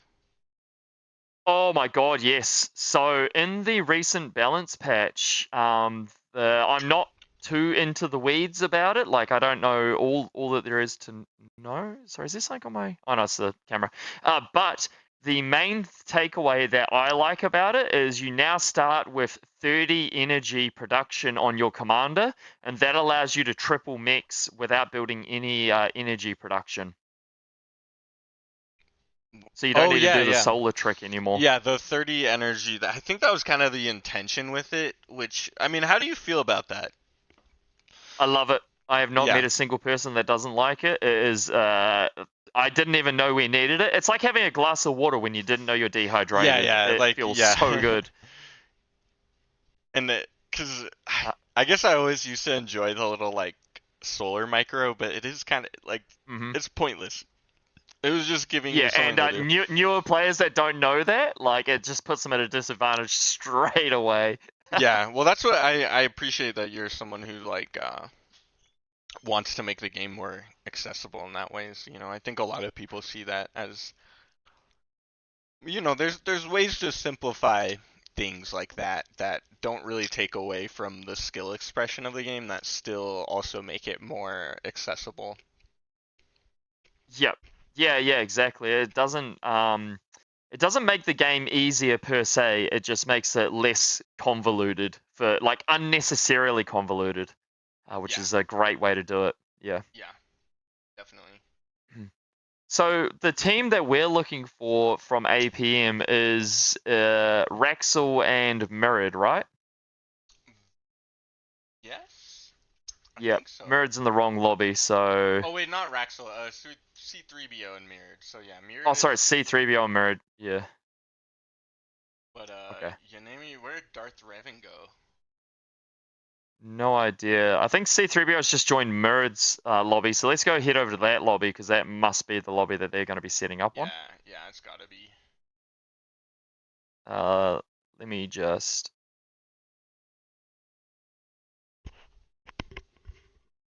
I'm gonna be muted for a second.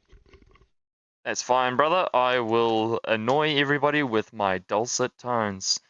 I hope everybody's enjoying Fight Night as much as I am today. It has been a banger so far. The 2v2 scene is really starting to cook up some strategies. I really like some like hardcore dedicated teams to come out in bar. I don't know about you guys, but I think like specific teams building would be absolutely amazing. I know for a fact that Clan APM, we can see them here, um, are actually doing like constant practice nights. So I'd like to see maybe in the future them getting some dedicated teams for like, twos, threes, fours, and fives.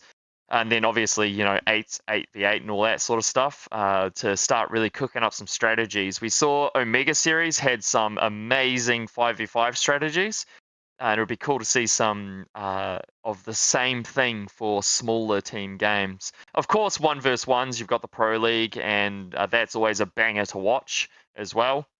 And they always cook up some cool strategies. But I think having small players, like 2 to 4 players, really allows the absolute cooking, the culinary genius to come out.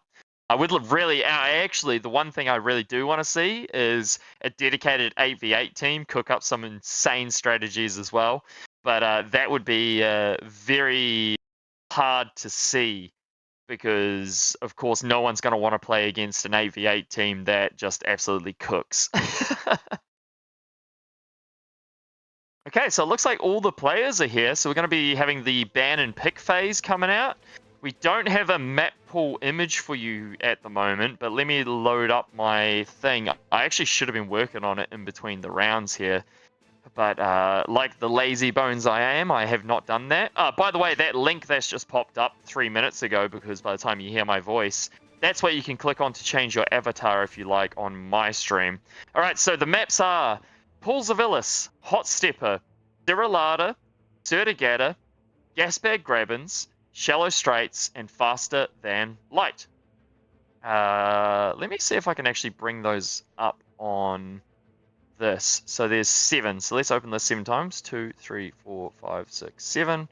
We're going to go to maps. Let me exit this because we're going to open that maps 7 times actually. So we already have a ban of Hot Stepper too. So nice.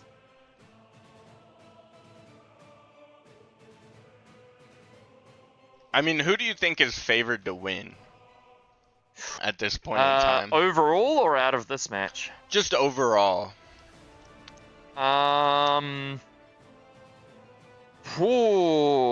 mean, from what I've seen so far, eggs and cheese, maybe. Yeah, I mean, it's hard to judge eggs and cheese because their first game was just a bye, so they're automatically up a win already. True, but yeah. That being said, like TM tied their first game against Team APM, who Team APM also tied Team Kill. So far the only undefeated team is Team Eggs and Cheese, and Eggs and Cheese 2-0'd the Team 2 APM, and 2 APM tied Team Kill, and then Team Kill tied Team TM. So it's like, if all these other teams are tying, and then you have one team that's beat them all, that's winning. Yeah. It's got to be clean. But you never know. There might be some upsets. Team TM is a very strong team, so they could take the win. Yeah, that's definitely true. So Shallow Straits has been banned now. All right, let me, on my stream here, let me jump over to this for you guys so I can show you guys the maps. So this is Hot Stepper. This is what we're going to be looking for. The lava does rise. We've got Cirralada here. We've got Faster Than Light here. Well, let me just move this a little bit so it's easier to see for you guys. There you go. We've got Sertigata here. Gasbag Grabbins. Shallow Straits. And Pools of Illis, created by none other than Neb, the fellow casting this. Yeah. When's your next map coming out? I think everybody wants to know because you absolutely cooked with that one. It was a banger. I am making another 2 maps. One is, well, they're both kind of more like fun projects though. So I need to update Pools of Illis.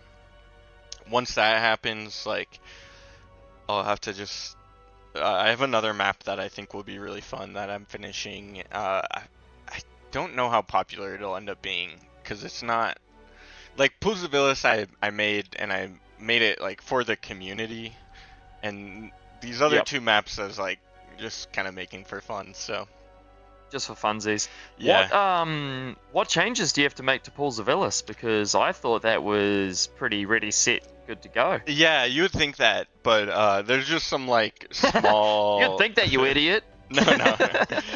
Like it's kind of there's small things that are just small details that you need to finish. Like the metal extractors don't have DNTS on them, which is like just detailing. And then someone pointed out that there's an asymmetry on the map. And by the way, if you ever find these asymmetries and you wonder why it takes so long to fix them, because I used to wonder before I made maps, It's just a huge pain, so that's why I haven't fixed it yet. Fix it. Yeah. So we've got FTL banned and Sertigata banned. So that leaves us with Cerulata, Gasbag Grabbins, and no, Shellers is banned. Hot Stepper? Yeah. Oh no, Hot Stepper's banned. Pools of Illis. Pools of Illis. Pools of Illis. Yeah. Pornographer wants to watch more Hot Stepper, and I really want to watch more Hot Stepper. I really want to watch more Hot Stepper. I gotta be honest, like Hot Stepper like recently I haven't played a ton of bar. I'm kind of waiting on some other changes to happen, but in the meantime, like watching games on Hot Stepper is still so fun. Yeah, like, and there's the I don't know if you've been back since, but there's that giant Hot Stepper that they made. Yes, I was here for the 50K. Are people playing that in like actual games? I'm curious. I've seen it twice since the event. So no, not really, but it is always a treat when you do come across it. Yeah, for sure. Okay, Gasbag first pick once again. Okay. Well, now I have to ask, do you have any favorite teams, like personal favorite teams that you're... I am... impartial. Personal friends with APM. I do like APM. Yeah, both of us are, right? Yeah. Yeah, they are all great guys. So I'd probably say APM. I don't really have a lot of interaction with all the other players. They're all a little bit above my skill level, so I don't really talk to them very often. I mean, all the APM guys are above my skill level anyway, but I was in their clan at one point, so they're have a lot of personal experience with them. Yeah, they're nice enough to still talk to people below their... No, I'm kidding. All of these players actually in the tournament are all very nice players. Yeah, they do teach certain skill level people how to be better. Yeah, some people like to teach. Yeah, I just happened to stumble across the APM boys earlier. Okay, so the game is starting. Gasbag. What was the second pick? I didn't see. Oh, it's Pools. Yes, we're gonna see a Pools game. Nice. Nice. I'm gonna quickly grab a drink of water while everybody is loading in here. Whoops, I didn't even join the game. If you want to go ahead and introduce our players. Yeah, of course. When the game starts. Once we load in. Hi. My cat is here.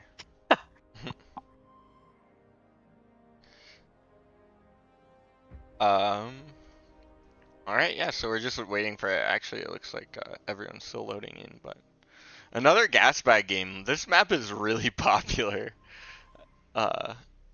I think Aiden did a very nice job with it.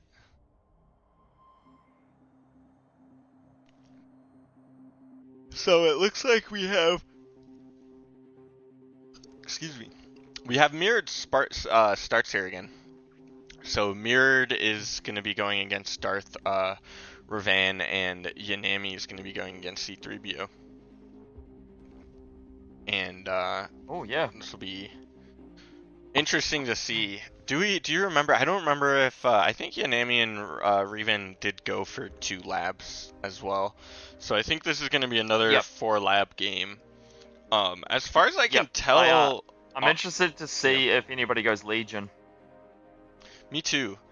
It seems like so far Team TM is the main co-op team, and the rest of these teams are actually going for solo labs. Yep. Oh, my camera's a bit messed up there. Yeah. We have a I like it. Legion. I like it. C3BO is going to be Legion. Mirrored is going to be so Legion. 2 Legion commanders. Okay. Was that on purpose? Maybe. So they're going to be very, very energy rich, metal poor until they get overcharged mexes up. And on the other side, we've got Cortex for Yanami and Cortex for Revan. So it's another Cortex vs Legion matchup. This could go horribly wrong for Team APM. Wait, am I crazy, or was there something? Is there some? Do you see the details on the Cortex Commander, like the shoulder pads? I think the lighting just made him look different. but interesting. What do you mean? How How they light up? You talking about the red lights they have? No, there's like textures on them or something. I didn't think they had those No, I textures. think that's all you, unless you're talking about the scuff marks. Yeah, ignore me. Either way, we see 2 Legion bot labs versus 2 Cortex bot labs. I have a feeling we're gonna see Thugs winning this game here. What do you think? Yep. Yeah, I was just about to say that while we know how the Legion versus Cortex matchup goes with Thugs to Satyrs, these guys obviously aren't watching all the games like we are, so for them it's going to be a very, very big surprise. Because you can see C3BO is actually queued up 27 Satyrs here, and Mirrored has done the same. So it is going to be the same as the previous games we've seen. Maybe C3PO and Mirrored just have that little bit extra micro-macro power and they can turn it into a win. They can use those Satyrs to their full ability or something. Yeah, we'll have to see. I mean, it's X Factor and it is X Factor and Yanami, also known as. Just call him X Factor, yeah. Yeah. Darth Revan. Darth Revan is X Factor, yeah. I mean, the name changing in Beyond All Reason is really cool. I like it. That it has like a small, like, delay on it. Like, you can only do a certain amount. But, it's also crazy because it gets really annoying at the same time. Yeah, it's harder to, like, keep track of everyone. I just call people by the name that they've chosen. It's a complaint we get, like, every tournament. I think is like, why don't the names that you're referring to players as like match their displayed name? Their player name. Yeah, I just call people, like, especially because I stream a lot when I'm playing, so I just call people by the name that they've chosen in bar, which, like, you know, just helps the confusion a bit.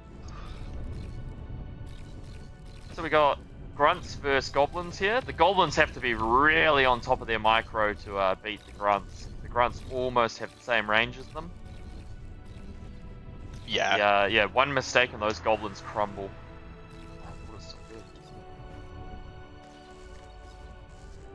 Mirrored already on the high ground, but Yanami not even close to the high ground yet. He is going for that low ground mix. Yeah. No, he's not. Is he maybe thinking about it and then changed his mind?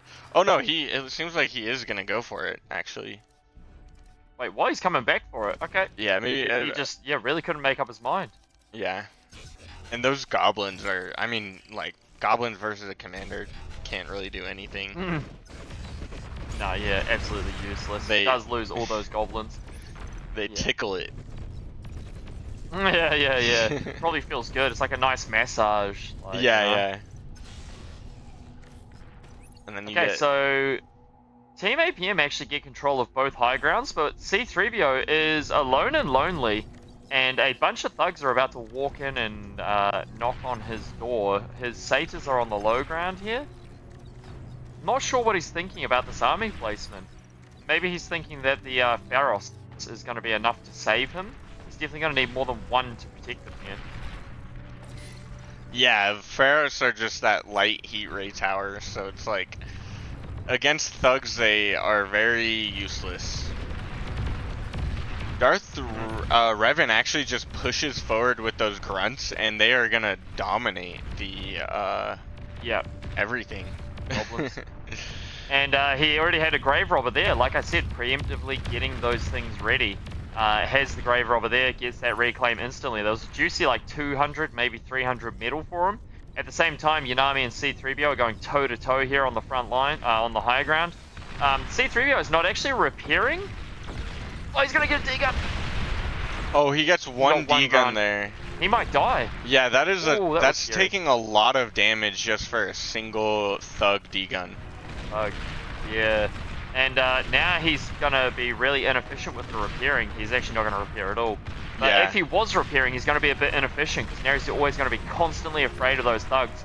And he's actually losing satyrs at an astonishing rate. And I think he's basically all but lost this battle. Satyr really, like, you were right. Satyr versus thugs just aren't very good. Looks like Mirrored goes down. Yeah, to thugs. Seder versus Thug on the top. Like we said, like we've watched these games, so we know that Saders don't go toe to toe with Thugs even remotely closely. But these guys don't, so they've just learned their lesson like we've seen everybody else. And C3BO is about to go down. One more volley. Commander, That's game there we go. over. 6 Nice minutes quick game. for this game, yeah. Yeah, I think people are, after this tournament are gonna okay, I thought you'd kick one, quick one. People after this tournament are gonna either smash their keyboards or stop building satyrs. So maybe Yeah. the balance team might need to go in and reevaluate their Yeah, reconsider. efficiency. Eh. Yeah, efficacy, I should say. Thugs are just so good at being repaired, and I don't know, like we saw even in that game the when C3BO was on the higher ground with more satyrs, just still couldn't really keep up with the thugs. Yeah, exactly. It's I didn't realize. I honestly didn't realize it was that much of a difference, like that significant of a difference. Because if I remember correctly, Thugs do outclass Mace as well in, is it like damage and health? But the Mace have slightly more range or more Thugs- movement speed or something? Yeah, like the thing with thugs is I believe they have less build time but more health than maces, so they get repaired insanely fast. Of course, it's Cortex. Why would they not be overpowered? Yeah. The constant debate. Yeah, the constant debate. Yeah, I think Thugs are just because Thugs say it as a Mace. Thugs are the best at doing that. What's it called? You know, the not famous, but like well-known push. Everybody calls it a Thug push because it's the most used one. You know, it's like they don't call it a Mace push really because more people will do a Thug push where you just get 2 cons out and just build Mace the entire time. You'll see it in 8v8s, you'll see it in small team games. It's definitely a viable strategy that people do pull off. Yeah, and it's always Thugs. Absolutely. All right, Pools of Illis. Run us through it, brother, while we wait Yeah. for people to load in. Give us a little rundown of the map here. So it's designed like primarily with 3 lanes in mind. So you have this lane, and then this lane. So for a 2v2, it seems like maybe the ideal strategy would be like one person here, one person there, something like that. I actually have not seen a lot of 2v2 on this map though, so I couldn't tell you. I've seen a couple 2v2. I think the biggest setback that 2v2 people do on this map that maybe don't know this map super well is sort of what Mirrod's doing. You have that forward start position. I do much prefer Team Eggs and Cheese's start position, the 2 side lanes, because I do remember you saying that the middle is a bit of a bait. It's so much less resources in the center. Yeah, that's it. It's intentionally designed so that most of your resources exist kind of behind these lines, something like that. Mhm.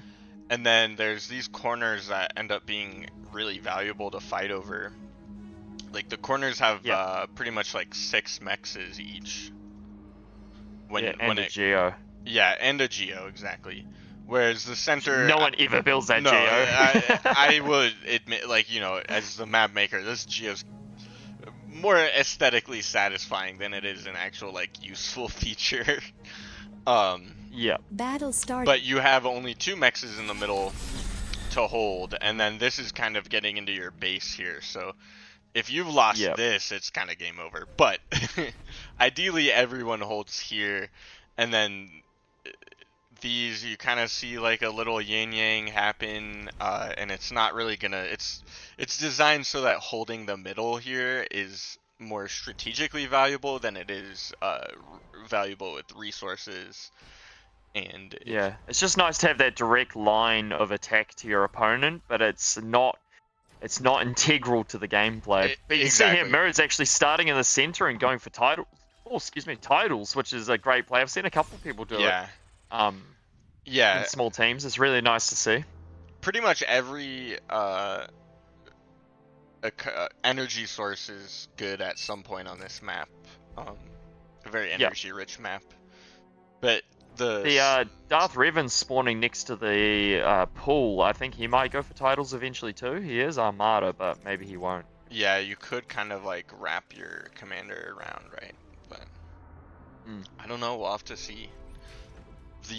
So Mirrod's doing a bit of a battery game here. I'm not sure if he's going to build a lab or not. He has a Legion commander, so I wonder if they're eventually going to get Legion units here, or if they were just so disappointed. Oh, I see. Okay, so they're going to build for a lab. a more 4 mech start. You kind of go here. Something I was gonna say is 6 to 16 win seems very high, and it is like you want to mainly make win for sure, but with a higher minimum, it actually stalls can be very long on this map, and it can end up giving some solar play an advantage. I've definitely been caught a few times with those long stalls. Lots of scout units out for eggs and cheese here. I can't decide if I'm loving or hating what Team APM is doing. He's going for that central position here, and he's securing it with a commander, you know, LLTs. He's getting the mixes. He's going to get a bot lab. And then he's allowing C3BO to expand on the long path with his commander. Like, that is, how much is that? That's 1, 2, 3, 4, 5, 6, 7, 8, 9, 10 mixes, potentially, with his commander. This is like, even in 1v1, you see most commanders walk through this path, because it's meant to be a safer path. Essentially, it's designed with an imbalance in mind, where this lane is a lot more open on your team side than this lane, and that kind of creates like you see it in popular maps like Glitters, where there's just like an imbalance that creates more dynamic games in theory. The raid over on this side here, on the bottom side, does pick up a construction bot and a mix. And then the raid in the back of the base of C3BO doesn't really get any value, but that con bot is a lot of value to take out, especially in this early game on this map, because that walking distance is harrowingly long. Yeah. All in all, fairly even so far. Yeah, maybe this tick can get a mech here. It does get that. Oh, he does. Yeah. Even with the extra health on the mexes, I do love the extra health on the mexes as well. It makes ticks a lot less viable, or you have to be a lot better with the ticks, or have more ticks, sort of thing. And it just, like, the amount of times my mexes have survived on like 5%, 2% HP, it just feels so good not losing that mex to a single tick. Yeah. I even think actually there's conversation about possibly buffing the mech's health even further a little bit more. Oh, I don't know about that one. Maybe, but I don't know. Yeah, I shouldn't be on a balanced team anyway, but yeah. We'll see. Okay, so Mirrod's actually going for satyrs here on the front line, which the benefit of building satyrs is they're very cheap, so you can just spam them as if they were pawns or grunts, kind of. But they are relatively weak. I mean, after the lackluster performance that we just saw from the other satyrs, like, I'm surprised that they're still sticking with that strategy, but I'm surprised he hasn't gone vehicles like Yanami has and going into Helios or something like Yanami has these Helios, but maybe he just wants he blocked numbers. it. He blocked the Helios in. Oh, he blocked them in with the con turret. I love it. I love it. This is what we're here for. He can build one more, and now he's fully blocked. Oh, okay, he can get scouts out. I think it might be only Helios that can't get out because they're so wide. He's reclaiming the lab. He's just gonna reclaim the lab. Is he gonna go into T2? I don't know. Is he like super happy with the map control they have? Well, these satyrs going toe to toe with some pawns. I think maybe the reason why he's reclaiming the lab is because you lose less by reclaiming and rebuilding it compared to like a con turret. Oh no, he's just reclaiming it into con turrets. Eco. Yeah, con turrets and eco, yeah.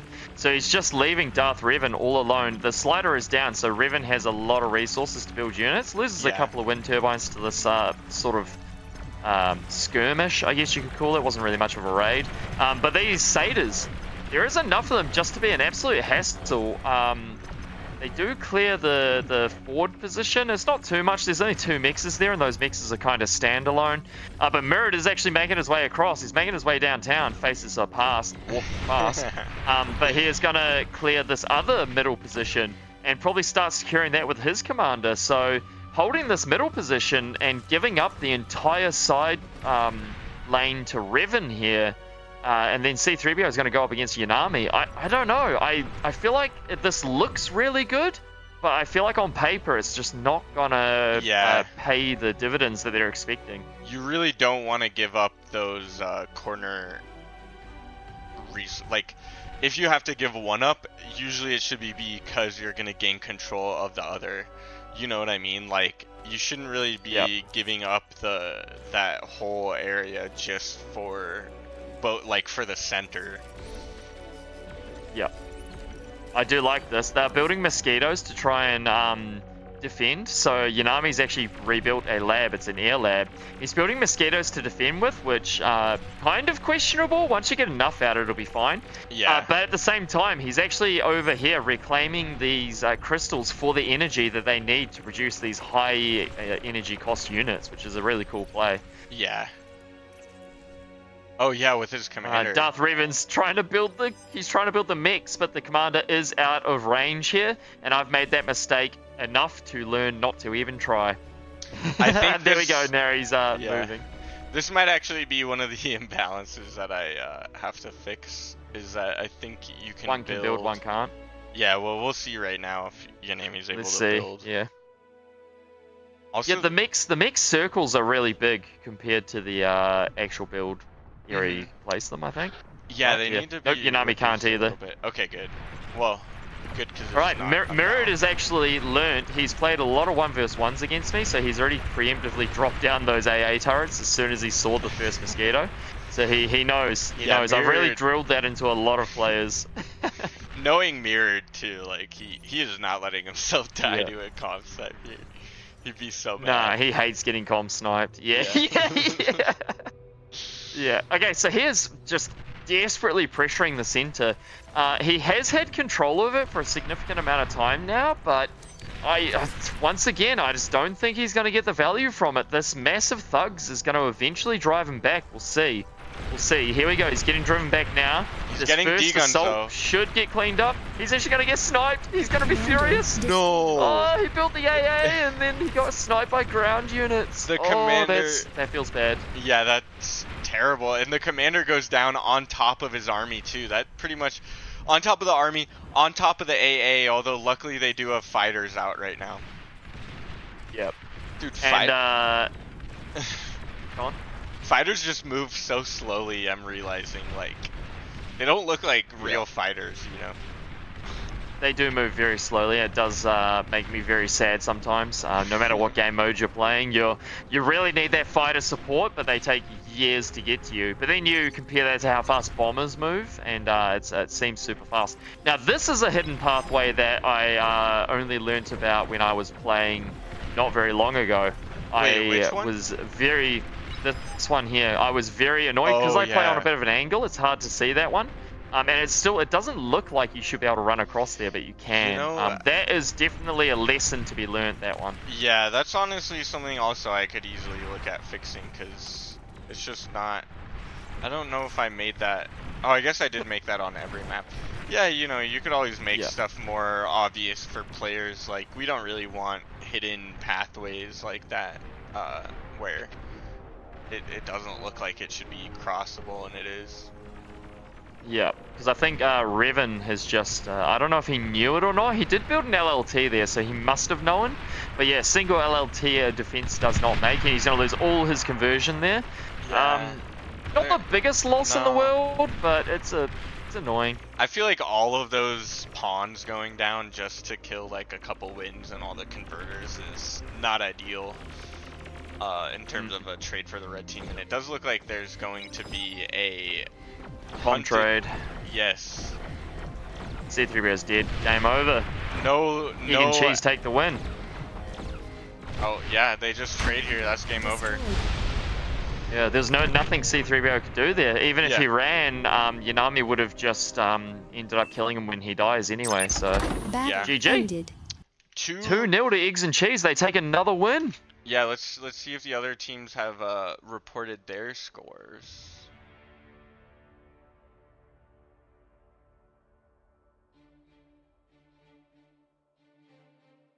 We're gonna just switch back to the standing screen. All good. I'm just going to ask these guys if they have any thoughts on the Satyrs before I go and check the standing screens for myself. Yeah, what do they think of the Satyrs? I'm very curious. TM We'll versus find out. They may not Kill. reply to me.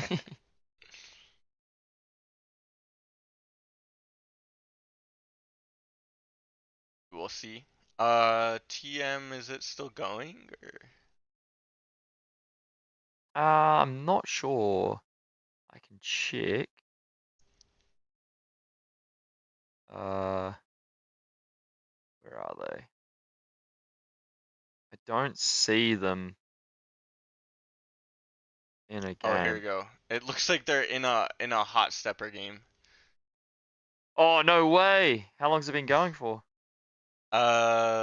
16 minutes. We'll probably be jumping in on the end. Oh, we missed a banger! Let's jump into it. Yeah, I Let's guess jump we can into it. jump in. I do have to warn people first. I think I accidentally avoided or ignore. It's not ignoring because I tried to unignore him in the lobby, but it didn't work. But Sir Ice Cream is crossed out, and I feel so bad. There's no He is not actual. toxic. He's There's no not. Yeah, reason. there's no actual reason. Um, as far as I know. Everybody ignore Sir Ice Cream in solidarity with Neb. He's got beef. Or please someone tell me how to unignore someone. Unignore him. I think if you go to the lobby screen, you right click, maybe. Whoa! Okay, my game just freaked out there. The game is paused at 6 minutes for me. Oh, I think it ended. Oh, did it? Yeah. Uh, For some that was looking insane. right? Damn, that would have been a game to watch.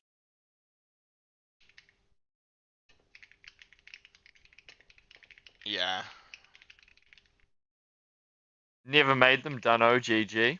Okay, Yanami gets it.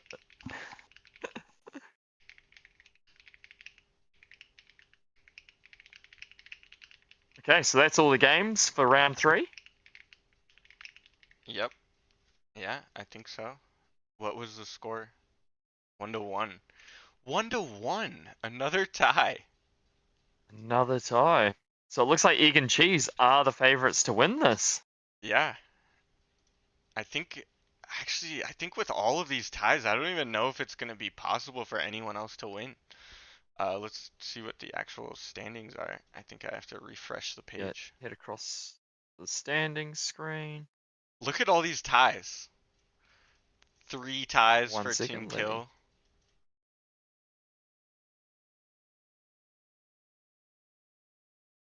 Yeah, that's wait, that's not. Wait, why No, does we gotta that go to actually settings. not add up? It doesn't say. Yeah, it wasn't adding up for me earlier either. I don't know what the deal is with it. I think it's because you've added in all the games that, like the rounds that haven't been played yet. You've added in the wins and losses for it. Well, in Like for the. theory, everyone should have that extra win. But then I don't think TM, it. I think I have Yeah. to refresh this again maybe. Because TM only has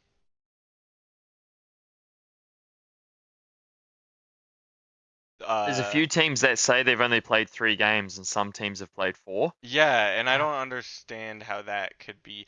Oh, actually, okay. The reason why is because those teams have gone through the round already where they had the bye, if that makes sense. Like Yep. Seed Yep. Comrades here. So the other teams all have an extra. Yeah. Yeah. So, just something to note. I But think, Eggs and Cheese, 3 wins. yeah, 3 wins. Like, I mean, with our first place contenders are just absolutely going crazy right now. And everybody else is tied Yeah. afterwards. And Except for Kill. No, wait, they have 3 ties. well, the only teams that don't have any losses are the teams that haven't played Eggs and Cheese yet. True, yeah. So yeah, it's basically a tie until you go up against Eggs and Yeah. Cheese. I guess we should I think remind. everybody's going to be fighting for second place. Yeah, we should remind everyone what each team is. So Eggs and Cheese is Darth Ribbon, aka X Factor, and Yanami. Team Kill is Akumar and Ice Cream. TM is gonna be Spoder, Friend, and Autopilot. And then 2 APM is gonna be APM is Mirrored and C3BO, and then 2 APM is Raxel and Flying Duck. And then Seed Comrades is a no-show. So Yeah, that's why they're... That was supposed to be Kachi and Zlo. I don't know. Time zones didn't work out for them, unfortunately. Yeah. That would have been a team to watch as well. Kuchi has a unique gameplay style, is how I would put that. Yeah, very unique. Very, I mean, how else would you describe it? What makes it so unique? Kuchi's gameplay style? Yeah. He from what I've seen, he doesn't really play the same way twice. He's Yeah. always cooking up like weird strategies. He'll do comm drops. He'll kidnap like enemy players' units. He just does, he'll do like weird no mechs openers and pull it off, which is kind Yeah. of crazy. It's just a fun way to watch. Like He's very it's exciting great. for sure, yeah. And that on like playing, he plays off meta, and that can be very challenging to respond to if you're not like used to it. You know what I mean? Exactly. Yep. Yeah, if you've just been practicing meta versus meta the whole time, going off meta is very challenging. Yeah. Okay, so C3BO said Legion E feels too good on mixed E maps. Satyrs should be better due to range, but have to go into higher numbers early. Repair is better on thugs. Yeah. Yeah, Thug's repair is pretty overpowered. Yeah, I don't know. I just think the Satyrs they die too easily, and then once they start dying, you losing that numbers advantage. They just like they die easy, and the more they die, the faster they die. Yeah. If that makes any sense. Yeah. Yeah, no, that makes a lot of sense. It's a bit of a snowball effect. Yeah, that's the snowball effect in like the opposite direction of like you need them in numbers, and as soon as you start losing just a little bit of that numbers advantage, you're like done for. Yeah.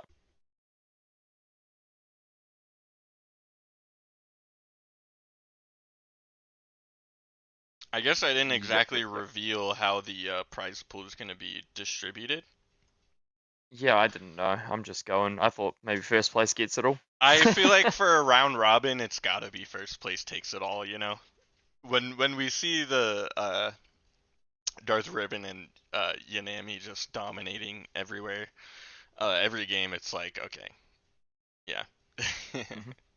Did you not say on the Discord? No, I intentionally left it vague. Okay, fair enough. Fair enough. All right, so we're just waiting for everybody to set up their lobbies, I guess.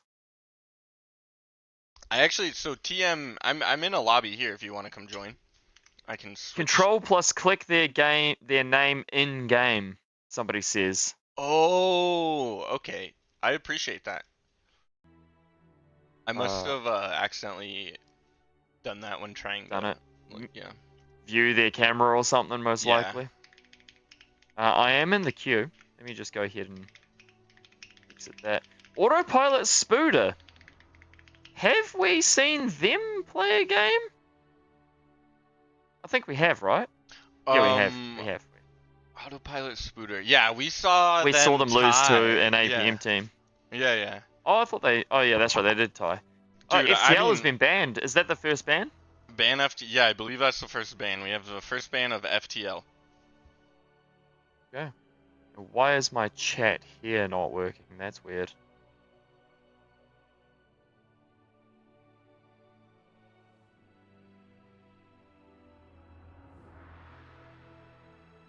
Hello? Can you hear me? No, I can hear you. My oh, it's upwards. Oh. Oh wait, what? Has chat always been top to bottom? It hasn't. It's once it gets full, it goes bottom to top. Ah, that's why. Okay. It's fine. Just talk about the in-game lobby chat. Yeah. Because the way I have it set up, it's like half of that chat you can't see. You can't see the top half because normally it's bottom to top. But I didn't realize when it's fully empty, it starts at the top and works its way down, which is weird to me. Yeah. It looks like they're waiting. Okay. Oh, autopilot. They already banned? Maybe some confusion with who's banning what. While we're waiting, I will be right back. Autopilot has X Factor muted. Oh, that's funny. Alright. So yeah, what map am I hoping to see? I was hoping to see some FTL. I really want to see a hot stepper.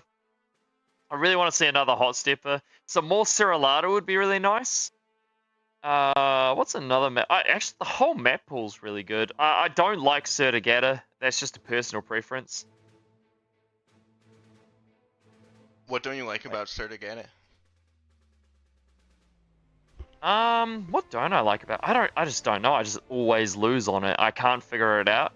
I feel like maybe the mixes are just too dangerous to take. Like they're very far away from your main base, like all the mixes.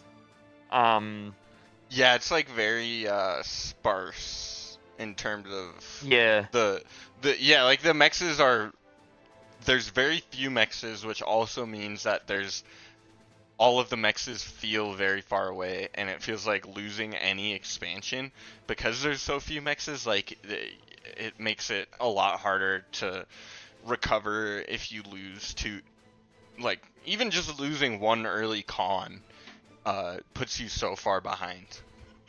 Yeah, I do like that. Like maps where you get punished for losing those early cons as an Armada player, because obviously that's like something you're always aiming for. Yeah. I think another thing I don't like about Sertigata, Shallow Straits and Sertigata banned, so that's quite nice because I don't like Shallow Straits either.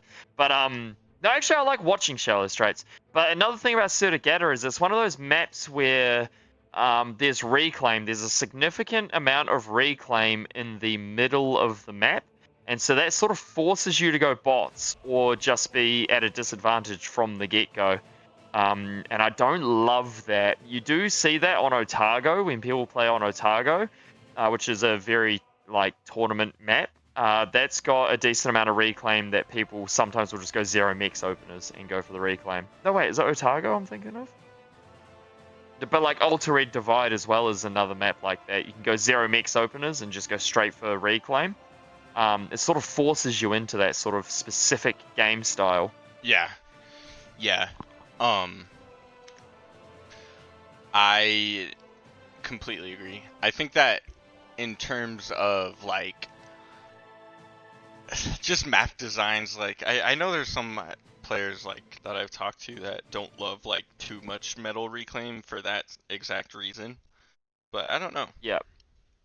I mean, it's okay for like a it's okay, but just in a tournament setting, I just don't like when people are forced into a specific gameplay style. I do like variety. It just keeps it fresh and cool to watch. Like Shallow Straits, I don't like to play just specifically because I'm bad at the game. But it is an amazing map to watch because there is always something wacky going on. You can go like amphibious units to start. You can go an air start. Like you can go vehicles, bots. You can comm walk. You can not comm walk. There's just so much variety you can go for. Hot stepper. Yes. Yes. Dude, Let's I'm not. go, team. I'm telling you, I'm not that surprised that it's popular because for the meta has gotten so stale, in my opinion. I hate to say it. I hate to say it, but Yeah. I have. I, I'm excited to see some change to the meta, but in the meantime, like, dude, maps like Hot Stepper, there's no such thing as meta on it because, well, I guess eventually you Yeah. develop a meta, It's but not a it's like, solve. yeah, Yeah. it's not solved yet, and it's so hard to solve because of that. The rising lava just like wrecks whatever plan you had, and it's super fun. Yep. So I enjoy it a lot. I really wish I could make maps because I'd make like rising water maps if you could. Oh yeah, Stuff like that. I bet you could. Yeah, because like you could do really cool stuff with it. Because I don't like ships, but if you have like a pond in your base, like a sizable pond, and Yeah. you could build ships up, and then when the water rises, you can bring your ships out, and then you've only got that limited time. Because ships are so strong Why? that Yeah. yeah, they're just so strong. I don't like the way that ships play at the moment. But if you Yeah. had only a specific time where you could use them, I think it would really bring it into a bit of a balance. Well, let's talk about like why don't you like ships? So it's not like so I can't play C very well, but that doesn't You're even not factor alone. into it. You're not alone in that. So I'm Yeah, like, why but don't the people thing like it? is, the ships. It's a cool idea, and I like having ships in the game. The reason I don't like them is because on every map that ships are viable, whoever wins the sea wins the game because they're so much stronger than any ground units. Yeah. If a ship can reach land where your ground units are, you'll never beat the ships. They'll just murder your land units, and there's no point in even having Yeah. land units there. And It really just I just think they're not balanced compared to the ground units. And I know Yeah. why they aren't balanced that way because they sort of have to be balanced a bit differently due to the way that they work, but yeah, they're yeah, limited. I just think they're too strong. Yeah. Yeah, they're too strong relative to other things. I think, like, Yeah. something interesting kind of being thought about with that is combining the ship labs with, like, other amphibious options or even, like, hovercraft. And, I mean, obviously I can't say whether or not something like that will actually happen, but I think it's something that people are interested in trying. Because I think hovers are too weak as well. yeah, well, that's the thing. If you It- put them in the same lab, then it feels like a C lab is like it's not as restricted to C. Like you can influence other lanes without ships, and so ships don't have to be balanced to be like stronger than everything else because the C player could have. And it's already kind of that way because when you're a C player, like you have these other lab options, but it's just kind of weirdly done right now. So, anyways, just a little blurb. Yep. I see them spawning in the exact same spot on the high ground here, both teams. Going for that, what is that, 7.6 total medal? So we're going to be looking at a single lab here. That's probably the way to play it because you realistically can't Battle started. like lab on this because the second lab would have to be on the low ground unless the start boxes were slightly bigger to encompass these second high grounds. That would be kind of cool. I mean, we did see the Team Kill have that strategy where they walked here and then walked the commander to the center. So you could do something like that and have a lab here, but I do agree. I think having that concentrated single lab on this map makes a lot of sense. But the double build power on the lab allows you to just pump those units out too. Yeah. I think getting the low ground medal is pretty nice, but what I'm thinking is people aren't expecting the game to go for super long, so they're like not really factoring in that extra medal that you'll get because the game is likely to be over by the time you've spent your first 2,300 medal. Sort of thing. So they don't really care that you're going to get extra medal in the long run. Yeah. Oh, we see Satyrs. Satyrs out for Clan TM. Konami and Darth Revan are probably cheering seeing that. I'm like, what? Every game they play, they go up against Double Legion, they go up against Satyrs, and then they love it because they just go thug and win. Yeah, thugs just. It's like watching a repeat. Yeah. Thugs are I just love it. They so see the good. Satyrs. Yeah. Well, yeah. I think people just don't realize how strong the thugs are against Satyrs. Now this is TM. TM are a very strong team. You can see Autopilot's got the tournament winner badge on here, and Spoody ain't no lack it either. So these guys are really going to be putting to the test just how good Satyrs are. He's going for that middle mix, which is a great play. He gets a sentry up. Now, the thing I think they need to do here is not overcommit here and don't go for the kill and just harass those thugs with your extra range and bring them back into the LLT range. This Although is kinda beautiful, Yanami though. and Darth Revan they're bringing the double commander in, so they're going to Yeah. have double that repair. I feel like they saw the Satyr, they just pumped out a bunch of thugs, and they're just gonna walk forward with both commanders. Yep. Let's see if that pays off for them. They do have a single con turret. I mean, they are out of metal, so there's no point leaving a commander at base. Yeah. Both teams are expanding. The clan TM went for a double expand, but did lose a single constructor, so that's going to put them slightly behind there. Revan's going for the base. He's going to try to go for the D-gun. Do they see him? Oh no, because They don't see him. he's kind of setting it up He's on the where low it's ground. like you either have to pull back and deal with this, pull forward or deal. I don't know what's gonna happen here. He's They at do least spot him. Autopilot comes out for the defense. he's gonna at least distract them, and it looks like Spody might go down Yeah. because they're having to divert Well, this army. Spody's gonna go down. Exactly. They've flipped the position. So now they've got control of the center. Their thugs have the high ground, which gives them a little bit extra range, which puts them on par with the Satyrs' range. And giving up that central position has really put TM on the back foot, and now they're screwed because they've got Satyrs against thugs with the disadvantage as well. That was awesome. I can't believe Yeah. Darth Revan walking along here. They couldn't see it because of the radar doesn't pick up down that low ground, and they Now- didn't see him until he was already near their base. Oh, the Satyrs have a good concave too. There's about how much metal in Satyrs are we looking at? Like 1,400 metal in Satyrs versus 2,000 metal in thugs. Yeah, there's 2,800 in thugs now, which is a lot. Spody's looking low on and health. Spoody's on so, low yeah. health. Yeah, he can't repair anymore. I think that's basically game. Yeah, this is like. Man, just thugs versus Satyrs. It's just not a thing. I think it's because it's so much harder to keep track, like keep all of your Satyr healthy, and once you start losing Satyr, like you were saying earlier, like it's kind of a snowball effect. Yeah, I think maybe it would be viable if you had double LLT here instead of the single they had, and then you bring your Satyrs back in range of the LLT, so you have that LLT backup. But even then, I think you're really pushing the limits of like what's possible, especially if double comms are walking towards you as well. Like you kind of Yeah. Ballista are just now coming up. That seems a little late, honestly. Like Ballista are so good, and we haven't really seen them. I think mass Ballista instead of mass Satyr is probably the way to go. They've got that massive AoE, big damage. I think the rocket's slower, but with a giant bull of thugs like this, you're bound to land like, some shots. The problem with the Satyrs too is I see them like trying to clump them up more like thugs, but the Satyrs are smaller, and I feel like they get punished by AoE a lot more.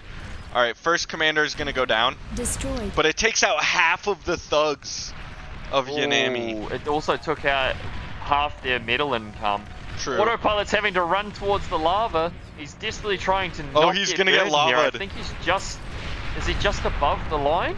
Oh, that's gonna be game over Oh, there. it doesn't matter, it's game over. Yeah. GG. Oh no, he's gonna wall himself Building off. walls.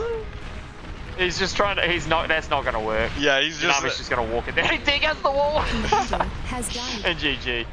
Yeah. Once again, Satyrs versus Thugs. Like, Battle Eggs and ended. Cheese have won almost every game by just building Thugs against Satyrs. It's a criminal. It is criminal. This is like a travesty. Just thugs, honestly, totally out of left field for me. I was not expecting thugs to just completely dominate the satyrs like yeah, this. satyrs.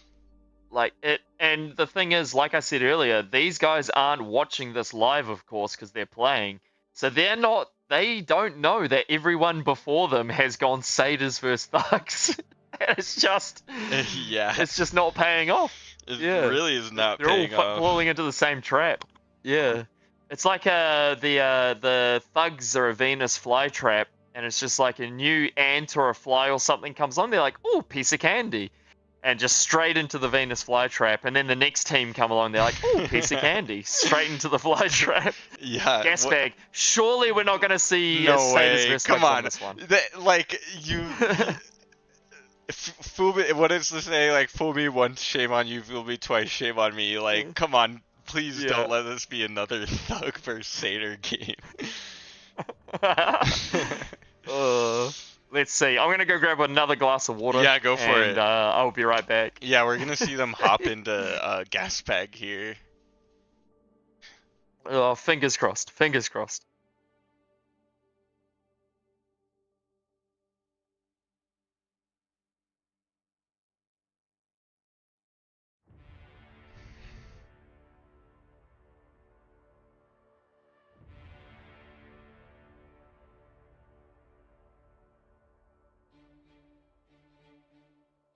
Does anyone here watch no Avatar: The Last Airbender? 'Cause Oh God, yeah. my cat's name is Appa, cause she's a Yes! she Yep, looks yep. like and she's sitting. Does on she my have lap the little right now. brown arrow? Not quite. Close to it though. She has like. Oh, bro, I stripes used to on her love head. Avatar. Dude, I know. That's like. I think Yeah. in the running for best anime ever. I don't know, like No, the I think you're right, storyline is yeah. great. Like Yeah. yeah. It's Like Dragon Ball Z was amazing growing up, but just nothing comes close to Avatar. yeah. I The agree. first season? Is it just one season of Aang? Because I know that no, it goes to it's like Yeah. 3 or 4 seasons. Yeah. Oh, true, because it's all the books. Yeah. So it's 4 seasons. Each season is a book. Yeah. And then, because I haven't seen all of the other Avatars, Yeah. but yeah, the original OP. Mhm. Very OP. I did yeah, I love it. I did get myself a Guinness because it's the I've got a Guinness left over from my birthday, and Mhm. I'm not even gonna pour it into a glass. So if there's any Irish people watching, look away because I'm gonna drink it straight from the can like an absolute animal. You can't stop me.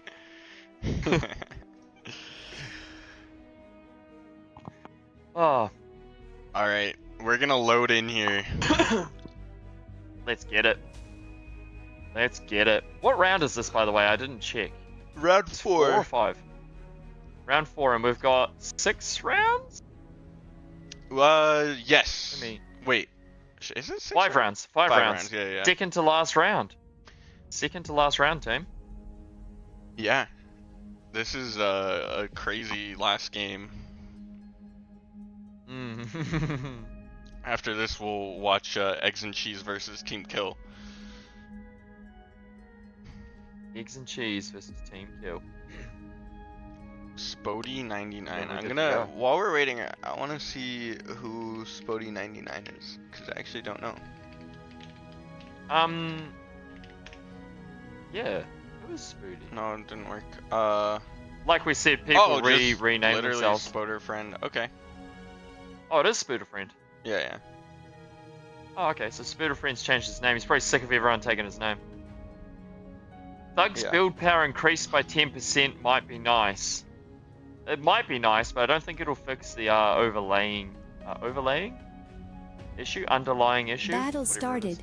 Yeah. So we've got different spawns this time. So I think maybe TM might be going for a single lab. Yeah. Maybe. Oh, yeah. no, we've got a Legion commander out of Revan here. Revan's got the Legion commander, so that, I mean, dude, like, That's they've got to be interesting. wanting to try something other than thugs after that game, because I mean, this is Revan Yanami, the guys who have been crushing the satyrs. Surely Yeah. they're not like, we can do it better than everybody else. Maybe they're gonna go for one lab. Maybe he's gonna go rocket bots. Yeah, maybe. I don't know. Sure, I'm interested. He's going vehicles. Vehicles for the vehicles on Helios, this I map. guess. Or Alaris? Maybe, yeah. No, he's Alaris going- on this map don't feel good. Cons, I don't know. wheelies. Alaris. Alaris, well, you need a few Alaris just for the early Scouts, raiding yeah. / anti-raid, yeah. I do love watching 10 Alaris. Yeah. One shot. Oh, Autopilot will be co-oping the single lab out with Spody. Yeah, I thought that spawn position for autopilot was a bit sus. He is going battery gaming here. And then he'll be walking probably down here to take these mixes and then on his way up this hill. So in spawning like they have here, they've basically committed themselves to taking this high ground and giving up this high ground. So we'll see if that's what happens. Oh yeah, for sure. Maybe I he's mean, gonna- how do you hold Maybe this? he's gonna go a low ground lab or something. But sorry, carry on. No, I'm just like, how do you hold this if you're spawning like this? Because Autopilot has to go around here to get to it. He's got so far to walk. Yeah. I've just realized I can't drink that beer with my mask on, so I am gonna have to wait till the end of the tournament. Peppo said. Wait, So I your will just stick mask to my on? water. Yeah, I wear a mask because I have a camera now. I Oh, don't I want to show I don't want to show my ugly face. I couldn't find a Kiwi bird mask, so it's a plague doctor mask. Oh, that's amazing. Historically accurate. I've even got the herbs in it. Yeah, Autopilot has both the King's Crown and the Grunt Hat. Does he? Oh, I thought that looked a bit weird to me. He does have the King's Crown and the thing. I Yeah. wish I could get the crown for Heavy as the Crown. It would be amazing to give out. Yeah. And then take it off the person who loses it. Yeah, you know, you might be able to do something like that if you, you'd have to make it, like, more official. Yeah, For a yeah, part. yeah. And cozy on up with the guys. Yeah. You can take Fight Night's Okay, spot. so... No. Well, I've integrated it with Fight Night now anyway, so... Yeah, I do. We have so many events going on. I need to get back Oh, God, it's into intense. organizing. We've been very slack this month. I have an excuse. It was Summer. my birthday month. Yeah, it's summer. So you I know. yeah. Anyways, Yeah, and you've got the summer excuse. Yeah. So grunts versus goblins. It looks like the grunts, while they outnumber the goblins, are gonna be quite nice. But Spody just going Yep, for and the Satyr. Alaris. I was about to say the Alaris versus the Satyr. Wait, Spody's going Satyr. I didn't even see that he was Legion. I was so caught up with Revan going Legion. Oh, so double yeah. Legion. Satyr Legion versus versus Legion. Decurion. I think actually Satyr beat Decurion. Really? Yeah. I could be wrong, but Okay. the Decurion, like, Satyr's, one of the things that makes them weaker is their inaccuracy, and Decurion are so big that True. yeah. They can't miss. And Decurions are so slow, especially coming up the ramps, which is why vehicles is an interesting choice for gas bag, especially if you're trying to take the high ground. Like, fighting uphill is such a struggle. Look how slow this Decurion is coming up Yeah. this hill. Just a sitting duck. Yeah, I think the Very Decurion interesting. might be actually a misplay from X Factor. Maybe. Decurion is very strong and does have even more repair value than Thugs. So we'll see how strong these Satyrs are versus Decurion. Yeah. That being Oh, he's said, reclaiming the Alaris. That was OP. yeah. Oh yeah, dang, I missed that. But Yanami is gonna be moving in with Thugs. Those Yeah. Decurion.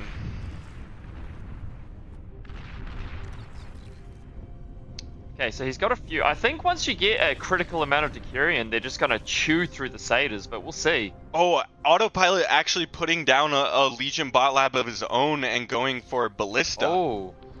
Yeah, look at these Decurion just chewing through the Satyrs. They did come in D-gun range as well. They just don't do enough damage.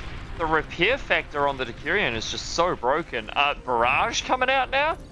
Barrage is gonna be really good against Satyrs. Oh my lord. Revan Sorry, took a man. hefty amount of damage there. Yeah. All right. My cat was Cat attacking climbing. you? Yeah. Classic. Okay, so he's going for Ballista. I think a much better choice than Satyrs, Yeah. but once again, a little bit too late to be getting them out. Yeah, Like, too you little, really need too to late. have like 7 or 8 of them Mhm. for them to be viable. Yeah, They a single are one's not. they are in repair range of the con turrets though, which is pretty big. Yeah, if he can survive long enough to get a bunch of them out, he might be okay, but I mean, this is going to be very close, especially considering he's energy stalling. He's like, stalling on his mechs as well he does this. These Decurion and Barrage are just chewing through these Satyrs. There's a lot of repair here, but if we look at this Barrage, yeah, this is just not great for these Satyrs. Oh, the Decurion yeah. miss a lot, but there's so many Satyrs that they soak up all the damage anyway. And that the barrage, like, because it covers an area, like, is gonna deal a ton of damage. Yeah, it forces them into a clump, and that allows the Decurion to focus their fire on just a set of units here. That Barrage is so good at pushing them back. Yeah, it looks like Yanami's actually gonna fall back. Maybe he doesn't want to keep throwing.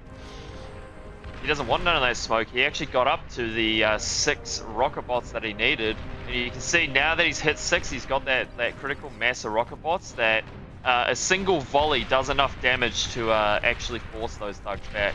Yeah. And he's got all the repair from the commander and the 3 con turrets. So he should be okay to hold this position. But once again, they've lost that entire hill. And they are slowly losing the hill that Spoody's on. He's actually got another bot lab at the front here. So he's got 3 labs up. That's kind of crazy. He's building Ballista now. Yeah, those Ballista are really good.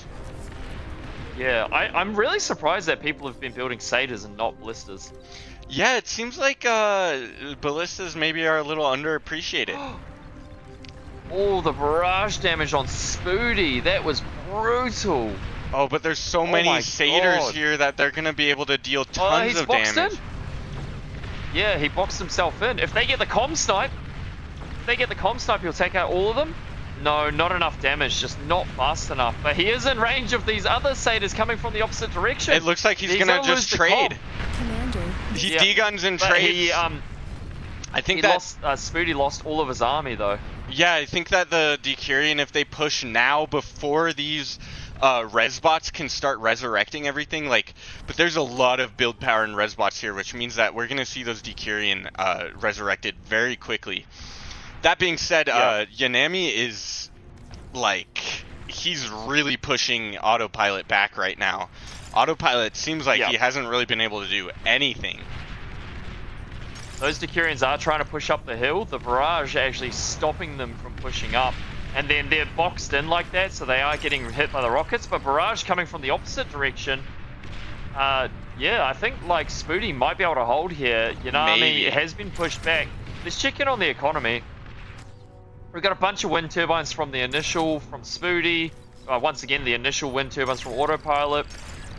No energy scaling for TM at all. Let's check back in on the other team, Eggs and Cheese. No energy scaling, but they have started the Geo. The Geo is set to be built. They're just building another con turret. They have the blueprint and then down. no scaling from Yanami. Yeah, so I think the Eggs and Cheese are going to pull ahead in economy here. But at the same time, while I say that, there's a few more wind turbines coming down for Autopilot. He is opting to go for a wind farm and no Geo. I think a Geo here is a pretty good timing. They're not really under any pressure from Yanami pushing in here. And Spoody's the only one who really needs to be just spamming at the moment. Yeah. I think that Geo might be the decider here, because that'll allow them to transition into air and go for some snipes while they're busy building as much as they can defensively. Yeah, definitely. There needs to be some sort of a transition. But Spoody's actually going on the offensive here. Yeah, with those Ballista. While the Geo's building. They're gonna stall on units, and then what are they gonna do about the Ballista? Well, once that Geo comes, he's going T2. That is bold. Going T2 while you're under pressure, that is so bold. While you are in D-gun, days. the T2 lab is basically in D-gun range, like, not really, you know, but you know, like, oh, but Spody doesn't have energy to D-gun, actually. Yeah, he doesn't know that, though. But, oh, okay, he's got some grunts coming across. Yeah, we got bots falling back. Yanami's given up the high ground, but they're going for that T2. I don't know. I think an air switch here would have been more favorable than a T2 switch. Maybe they're thinking of the long game. They're thinking of dragging this game out a bit longer and going for that T2 eco. That's the only thing. Oh, Spooty goes down to the Decurions. Spooty. He must have been AFK. Yeah, I don't know what happened, but that's very dangerous. That's not good. Yanami is The traveling T2 now makes sense. alone in the middle, though. Ooh. Only There are goblins no there. commanders there. Yeah. This is what I mean. If they're going for the air switch, which they did, there's a bombing run coming. If they're going for the air switch with that Legion lab, they could have had mosquitoes and just killed autopilot right now, like lickety split. What's Same goes for autopilot? Yeah. Clan TM. TM is actually going for that air switch. A little bit late, but of course they didn't realize that they'd be in this position, to be honest. So that's a lot of ballista attacking. Yeah, they're just actually queuing Noctua, so it looks like they're anticipating the air swap The from bombing run. from Yeah. Darth Revan. Well, at almost 12 minutes into the game, you'd be expecting some sort of transition. I bet they're not expecting the T2 and the air transition. Yanami has been pushed back. Revan has actually retaken that high ground off Spooty. So even though they went T2 and lost that forward momentum from going T2, as is wont to happen, they still managed to take the high ground, which is crazy work. They're making Triton. No, they're making Triton. Yeah. Triton is pretty fucking strong, but Oh, the Geo doesn't go down. questionable. Geo doesn't go down? No, they don't They go didn't for even the hit Geo. it. Full health. Yeah. Was that value? I mean, nope. Nope. And then these and they are thugs- losing their base. Yeah. I think I think they're gonna clean this up. What was T2 a mistake? I guess we'll Yeah. find out. Yeah, I think you might be right. I think it was. When I Although- saw them putting it down, I thought they're going straight for the AGO. Dude, Tritons are brutal. Yeah, we saw in Omega series how strong Tritons really are. No water on the map makes them slightly less viable, but They're still very strong, especially against T1 army. Yeah. I don't know, man. The T2 is just a weird switch for me. I think this game would have been over if they'd gone for an air switch. But I guess the T2, like I said, they're going for that T2 eco straight away. Going to ramp up and try and win the game in the long run. Yeah. Killing Spooty's probably just an extra bonus they got. They got all the reclaim from it, so that did help pay for the T2. But there's all these res bots from autopilot. Although now that the reclaim has come under their control, I think this might be game over. Yeah, having that T2 lead, and they've got the res bots down here, heading back after reclaiming Spooty's lab and his commander. Now they're coming back, taking that 1.5k medal. My scroll wheel thing is broken. That's so annoying. And then now, they are going mosquitoes for that snipe. A little bit late. They know that the enemy has an air lab, or had an air lab, but there's not enough fighters. The Legion Legion fighters double as scout planes. Oh, so he that's can go invisible true. all he likes, but they will be able to see him. He does have anti-air up. Is this enough? Is this enough to kill him? I don't know. They're going for if they go for their AGO though instead of the commander. Oh, I think it's gonna be You going enough for the build AA power? here.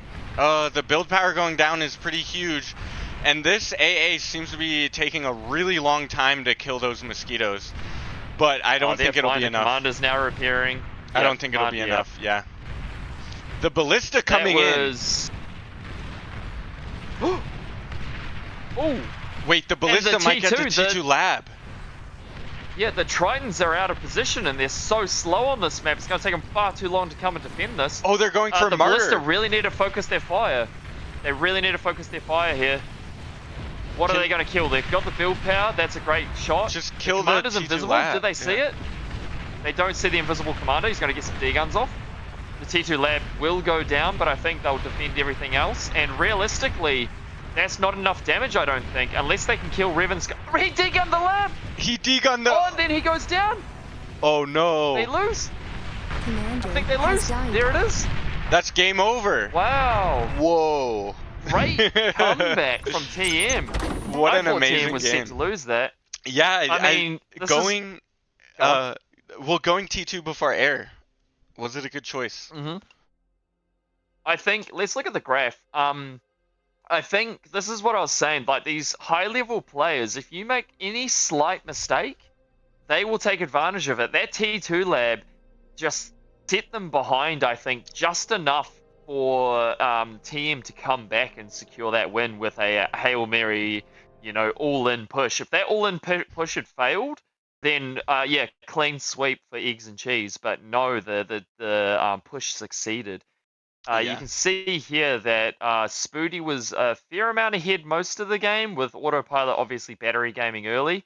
They were actually behind on an economy the whole way through.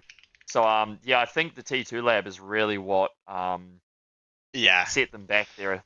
And we do Yeah. have our scores. So in Raxel and Flying Duck on Team 2 APM versus Mirrored and C3BO, we have a 2-0 for Raxel and Flying Duck. So we're going to move into the next Nice. round. Next round. Let's go. Final round. Not next round, final round. Final round.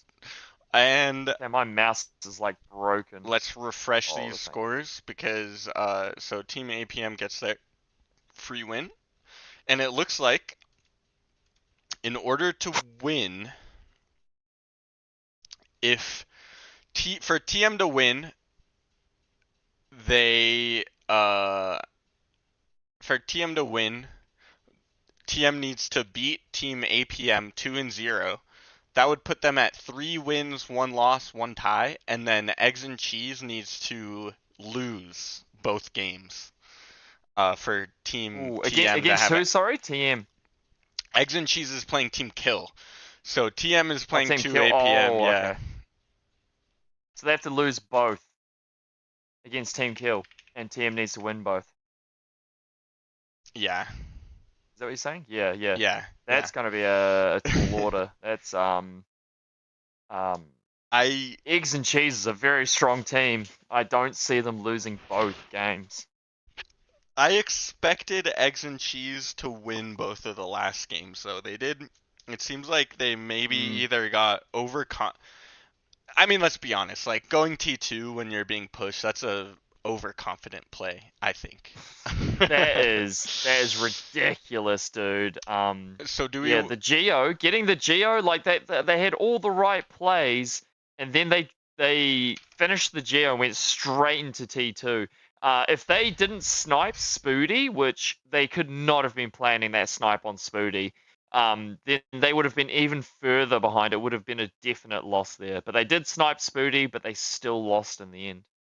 Yeah. Crazy. Yeah, what a tournament this has been. I know, dude. Been a banger. 2v2s, 3v3s, like those like very small team tournaments are just very fun. I do like 2v2s and 3v3s. Like small team games are my jam. I do need to play them more. Yeah. Have you had any favorite like what's been your favorite match so far that you've seen that we've watched, if you can remember them? Dude, well,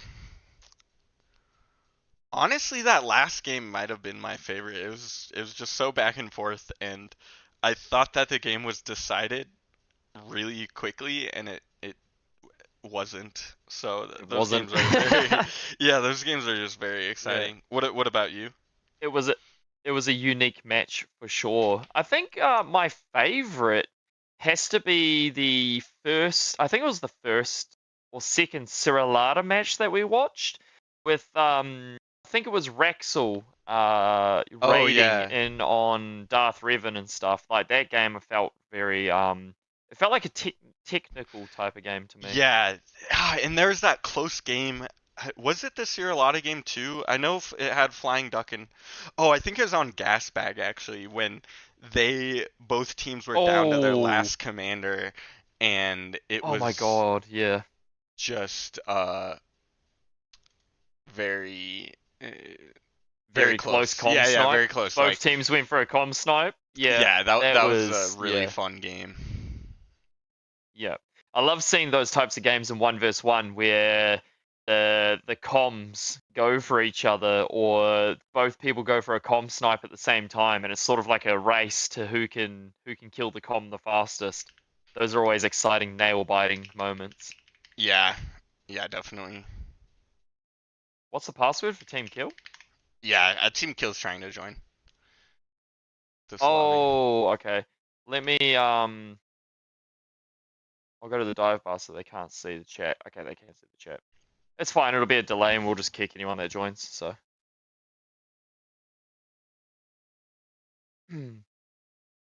What about you guys at home? I know this is going to be a 3-minute delay until you guys.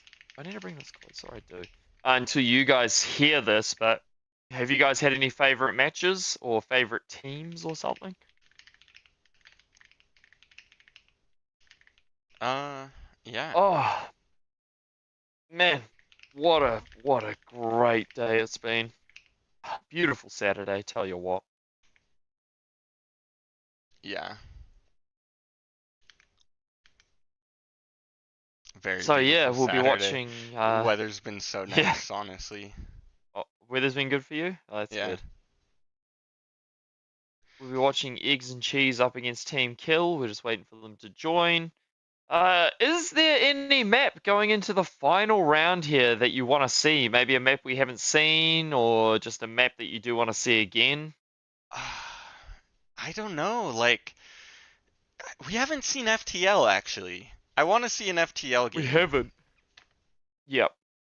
I really want to see an FTL and a Shallow Straits game. So fingers crossed it's double like both of those. That'll be amazing. Yeah. I doubt it, but it would be nice. Yeah, it would be really nice. Alright, trying to get the password here. Is Seder bad? Yeah. Yep. I've. It just feels bad. Maybe, yeah, I mean, if these high level players can't pull it off against a comparable unit and enemy team, like 10 out of 10 times, then yeah, I feel like it just needs a little bit more rebalancing. Well, A slight damage increase, maybe? I don't know. this is where I wonder if the whole concept of like direct counterparts is really getting in people's way. Because are satyrs actually a counterpart for thugs, or are ballista the thug counterpart? Well, no, Ballista or Rocketbot's counterpart. They are, but I'm talking about in terms of the actual like functionality. Like Oh, not that's counterpart. You're talking about like counter. actual like counterpart in the sense of balance, and in the counter. Yeah, maybe counter is a better word for it. Like, or like stand in. Like, I think ballista are more comparable to thugs than satyr are comparable to thugs, because the things that satyr and thug have in common is just that they're plasma bots. But satyr are like a lot squishier, and it's so important for the character of the thug that they are a highly repairable unit. And I think that Yep. a ballista serves that purpose better than satyr. True. But then what would be like? Because say Satyr wouldn't be good against rocket bots either, though. So like I don't What are satyr good against? Commanders? exactly. That's the question. They have to be good against something. Commanders, yeah, they're good at sniping commanders, I guess. They're good Because you can against spam them. satyr are really good against I actually do think they're good Swarms? against Decurion. They're good against vehicles that have very wide like hitboxes. What about like stouts and stuff? Are they good against stouts and Janus? Like, That's an interaction I haven't gotten to see as much. I have a feeling they would be better against Janus than thugs are. 'Cause thugs struggle oh yeah, for against sure. Janus because of The that. range, right? Yeah, and like the single target damage. Yep. Well, the Janus has such a beautiful AoE that I feel like well that's a sick copy paste there. Hot stepper band, damn. The what am I trying to say here? The AoE from the Janus would just clear swaths of satyrs, but you'd have to get in range of like in Yeah. range. So I think the satyrs could micro the Janus a lot better. I do I'd have wonder. to get Yeah. me Saber to do some testing. I do wonder if people. It seemed like a few times I saw Satyr that were too clumped together, and like if you clump thugs together, you might get one thug hit by like an AoE projectile, and it might deal a little bit of damage to the surrounding thugs, like to like one or two neighboring thugs. But with Satyr, you can hit like 5 to 6 of them, you know. Yeah, And so they're so weak that it takes a chunk of their health. yeah, like and then you also have to repair. You have to be like carefully microing whatever repair units are there. And I don't know about the health to build power ratio of Satyr compared to thugs like specifically, but I'm pretty sure that it's abysmal. Yep. The is your mouth quite close to your mic at the moment? Oh, did I like move it up or something? Maybe you're just crackling when you hit loud noises. It's just crackling quite a bit in my ear. Oh, I see. Oh, you know what? Oh, that's better. Yeah. Okay. I think it was just where it was. So Akumar is gonna ban Sertigata. I guess that's gonna be their first ban here. Yep. So yeah, Hot Stepper and Sertigata banned. Sertigata. Somebody said close snipe with mosquitoes. Oh, Mr. Mars Lancer said mosquito snipe. He's a streamer who's from Mars. He wears a costume. It's quite cool. That's fun. Yeah, he's really fun. Mirrored says who we're watching next. Kill versus Egg and Cheese. Yeah. APM for the win. Go APM, says Zeeberg. Of course, Zeeberg APM would say that. Zeeberg, hello. And Mirrored says, I think it's mostly about the hit rate. Satyrs feel like they miss way more than thugs. Comparing thugs to Ballista makes no sense as the rocket bots miss way more. I think he's comparing it as in like it's because like comparing Satyrs to thugs is kind of like comparing ticks to pawns. You know, it's not the same class of unit. Yeah, that's even a though good they way got the to same put it. weapon, Yeah. it's not. Yeah, or ticks to grunts, I guess, because they've got the same weapon, but they're not the same class of unit. Well, Satyr are essentially FTL banned. Oh no. And Shallow Straight's banned. No. Yeah, Shallow. We haven't seen a single FTL or Shallow Straits game. I know. I People- really wanted to watch those. Those maps are like the king of cheese maps. So. Yep. The crowds are crying for the Shallows and the FTL. They're yearning for it. Yeah, we need it. Why is he doubling everything he bans? I don't get it. Maybe it's just for vision, so they can see it easier.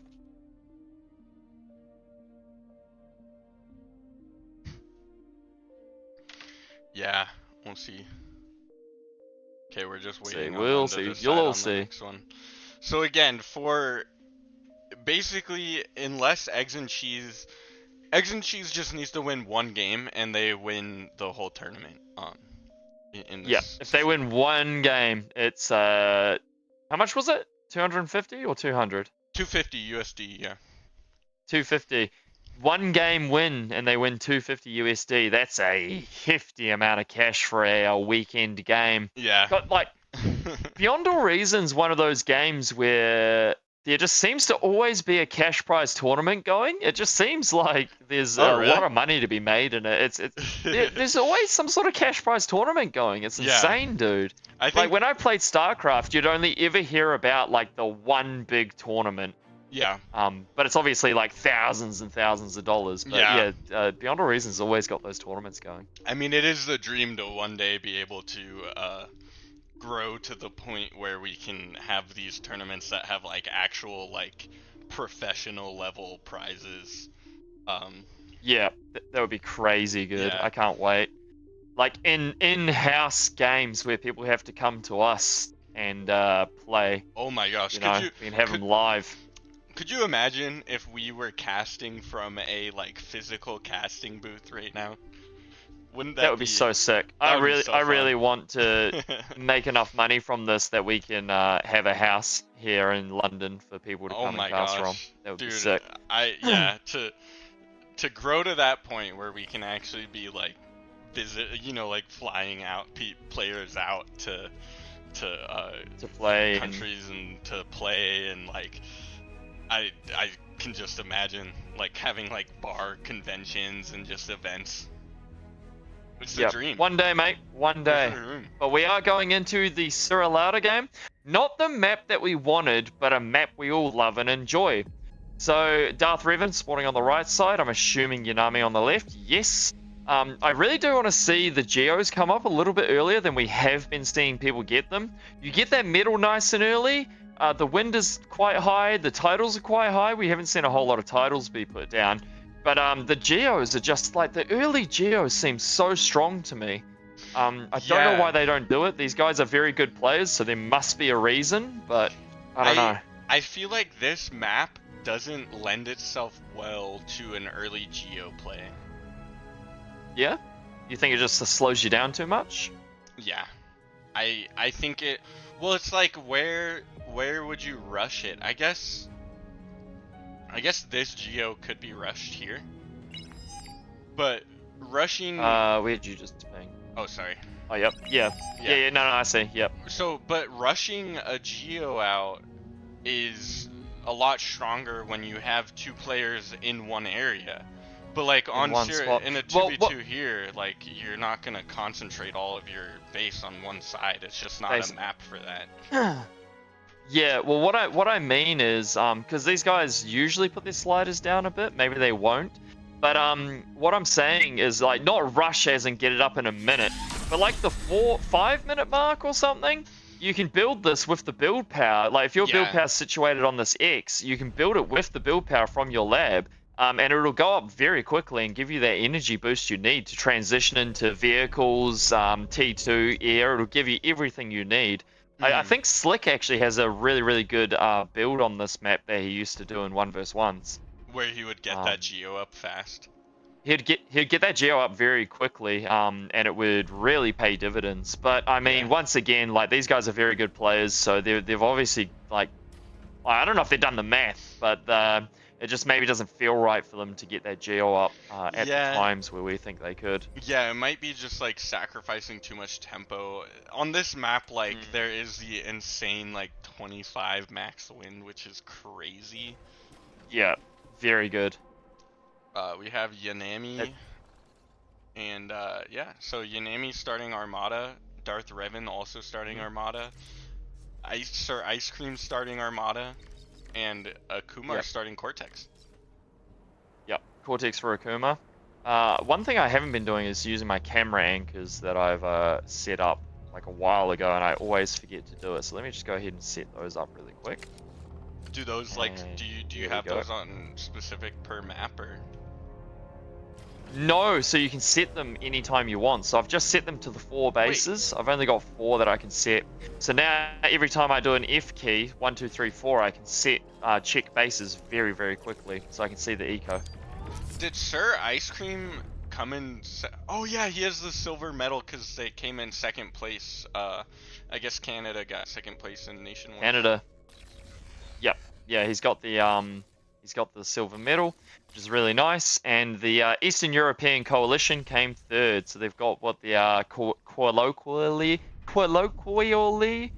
is that how you say that word? Known as the poop Colloquial. medal, which is great. I really. The perp Yeah. medal. The poop medal, Poop because it's a medal. brown, it's a bronze Oh, medal. that's so funny. Yeah, the poop medal. I still have to hand out Sure. awards for faction wars. It's been months, but Oh, what do you hats get are for a pain. Faction Wars? It's supposed to be a hat, but the 3D modelers have been busy, so Fair we'll enough. see. We'll see. I have a Um, plan. Yep. Yep. I have been trying to teach myself Blender recently. I haven't had much time for it, but I recently just found out that you can get the blend files from the dev team. So I grabbed those recently, so Yeah. hopefully I can start messing around with that stuff myself. You can learn so much from the Discord about like everything here. It's so cool. Everything, yeah. It's one of the things I love about Bar is it's so open, such an open community, and like everybody is willing to help you with anything you need. All you have to do is ask and just be like put yourself out there. It's really, really nice. Yeah, it is really All right, nice. so we got Yanami actually expanding to the low ground with his commander. He's probably going to be looking to block off this position here. He does have double con expansion, which is quite nice. A third con coming up in his base. He is very vulnerable right now. Ooh, Akuma Oh, nice almost cleanup. made the right play going for the base there. Oh, but he does have 4 grunt. Oh, 4 grunts are gonna try to. Now it's up to 5 grunts. Are gonna try to deal. Yeah, some but damage he's here. left it too long now, I think. Yeah, I think he's left it too long, and now... Yep. A small hesitation, I think, cost the opportunity of that attack, and it's not gonna pan out He's now. still getting damage done. That's a lot of pressure, but in behind him is coming more pawns from Revan. I think this raid's going to get cleared up. It's going to end up being a donation. He can probably pick up this raid. Oh my god, he's going to slip out the back door. But the pawns do catch them. Yeah. Yeah, if he had done this raid a bit sooner, it would have been so much more damage done, but that ended up just being a metal donation. Beautiful 400 metal on the doorstep here of Yanami. And you can see here his build power is not actually in range of that Geo, so there's no way that he is planning on grabbing that anytime soon. There is units coming across the map for Akuma. Darth Revan's base is looking nice. He's getting himself an energy storage up because the wind is nice and high. That's exactly what you want to be doing. And he's actually expanding down the hill here with a con bot. It is a much safer position for him to expand. It's away from his enemy, as opposed to Yanami, which is towards his enemy. And he actually went forward with a con bot and then came back towards his base here, you can see, to the safe position. So it's a very interesting expansion path here. You can see Akuma's actually coming down the hill, which is the way Akuma's expanding is how I would expect people to expand on this map. So it's interesting that the very high level people don't do it that way. I wonder if there's a specific reason. Yeah, I don't Why know. not? Oh, but there's a little bit of a pause from Sir Ice Cream, who's gonna lose a couple more pawns there. At this point, the economies do seem fairly even, though. Yes, the difference is the blue team is accessing energy like it's nobody's business. This tells me they've spent so much metal on energy income, and when the wind is high like this, they don't have enough storage for it. Yeah. They've got 2 storages in total, but yeah, you can see that the red team here is really spending their metal way more efficiently. Energy more efficiently, I should say. Yeah. Oh, that 35k excess is insane. Oh my god, wait, really? Oh no. Yeah. Yeah, that's just all trying metal. to self-D the raid, doesn't pull it off. The thing with the excess Um, energy like that is that means that there's all this metal that could have been used in like units that's just sitting there accessing energy. Yeah, it's just, they does get a nice raid off here. Actually picks up a fair amount of damage. Did he get any build power though? I think you kind of have to get build power for base raids to be really worth it. Yeah, I mean, getting the energy is really nice, but if you see that storage there and the wind has been really high lately, it's not too much of a problem. The wind is on 5, so it would have been an absolute killer if he had got the E storage there, but he didn't, so not game-ending damage. If anything, it was probably a little bit of a feed. There's a couple hundred metal there in the base of Revan now. Although it does look like looks can be deceiving on this map, but it looks like Sir Ice Cream has pushed X Factor back, although now X Factor has a large enough army to be coming back. Or sorry, Darth Revan. Yeah, I think Ice Cream's sort of almost overextended here. He's taken advantage of the fact that Darth Revan didn't have his commander on the low ground, and he's taken that for weakness and then overextended himself, and now he is really going to have to retreat or he's going to get sniped any second now. That is a very scary position for Sir Ice Cream to be in. And the thing is, all he's got protecting him at the moment is rocket bots. And I've actually killed Blodear this way, a little bit of a flex. Yeah. He had rocket bots and I had mace. The rocket bots are faster moving than your commander, but the mace are faster than your commander as well. So the rocket bots are faster than the mace. So the rocket bots will retreat faster than a commander, and the mace can just snipe the commander. Oh yeah, if you're not careful. If you're not careful, but luckily for him, Revan has backed off. Yeah. Akumar is under the pressure of a little bit of a concave here, while Meanwhile, Revan and Ice Cream are kind of just meeting on a single front. Yeah. But Yes, that choke point that I talk about, like, it's just that one spot. Once Revan secures that, he's good to go, and both players will probably end up funneling towards the center here. Yeah. See if that's what happens. This is why, like, I talked about it on my map, intentionally designing it not to have this, like, central mix, because as soon as Yanami is able to take that middle area, it kind of just seals the fate for the blue team. Yep. He's gone into AA just in case there's a snipe. He's got 3 beamers up, which to me seems like a bit excessive, but maybe it'll defend against anything, really. Yeah, I mean, Whistlers. that mech is just so valuable, right? Yeah, and speaking of Whistlers, Revan has Whistlers out for some reason. He is locking down this position. They are afraid of that air play because he's dropping anti-air as well. He's actually transitioned into a vehicle lab. He's got 3 E-storages up. We're up to over 100,000 energy excess for the blue team, which is not great. And his homeboy Yanami here is still on a single E-storage. So that'll be why they don't go for the Geo. You just literally don't need. They're on a total of on this, how much wind are they on? Yeah, they're on 50 wind. You know, you don't need to spend the metal on the Geo. It's just not worth it. Yeah, especially when wind can be so high, like 5 to 25. I'm sure that, I don't know the exact efficiency, but I'm sure it's just so absurdly efficient that you just make wind in storage. Well, and 25 is the max wind you can get anyway. Even if the wind goes up to 30, you'll only get 25. Yeah. So having max 25 is just crazy. And you can see that, yeah, the blue team accessing so much means, like, they haven't even built a crazy amount of wind either. It's not, oh, they got the Geo. It's not like they built like 4 million wind. They still built roughly the same amount of wind. They just weren't able to spend it. Yeah, their storage wasn't maybe used. Maybe they were slow to get their mixes, but I mean the economy's in shambles now for the blue team. Who looks like Akumar's actually gonna have his whole backline raided. He doesn't have any response to these pawns at this point in the backline. Yeah, and Revan is 13 Whistlers in a 2 vs 2 is something that I didn't think I'd be seeing. But here we are, and yeah, these pawns are absolutely just going to town on the back of Akumar's base. Whistlers this looks pretty... Yeah. Whistlers are what? Yeah, weird choice? No, it's a great choice. Whistlers are very difficult. They're a very low risk, high reward play. Which I don't love, personally. Yes.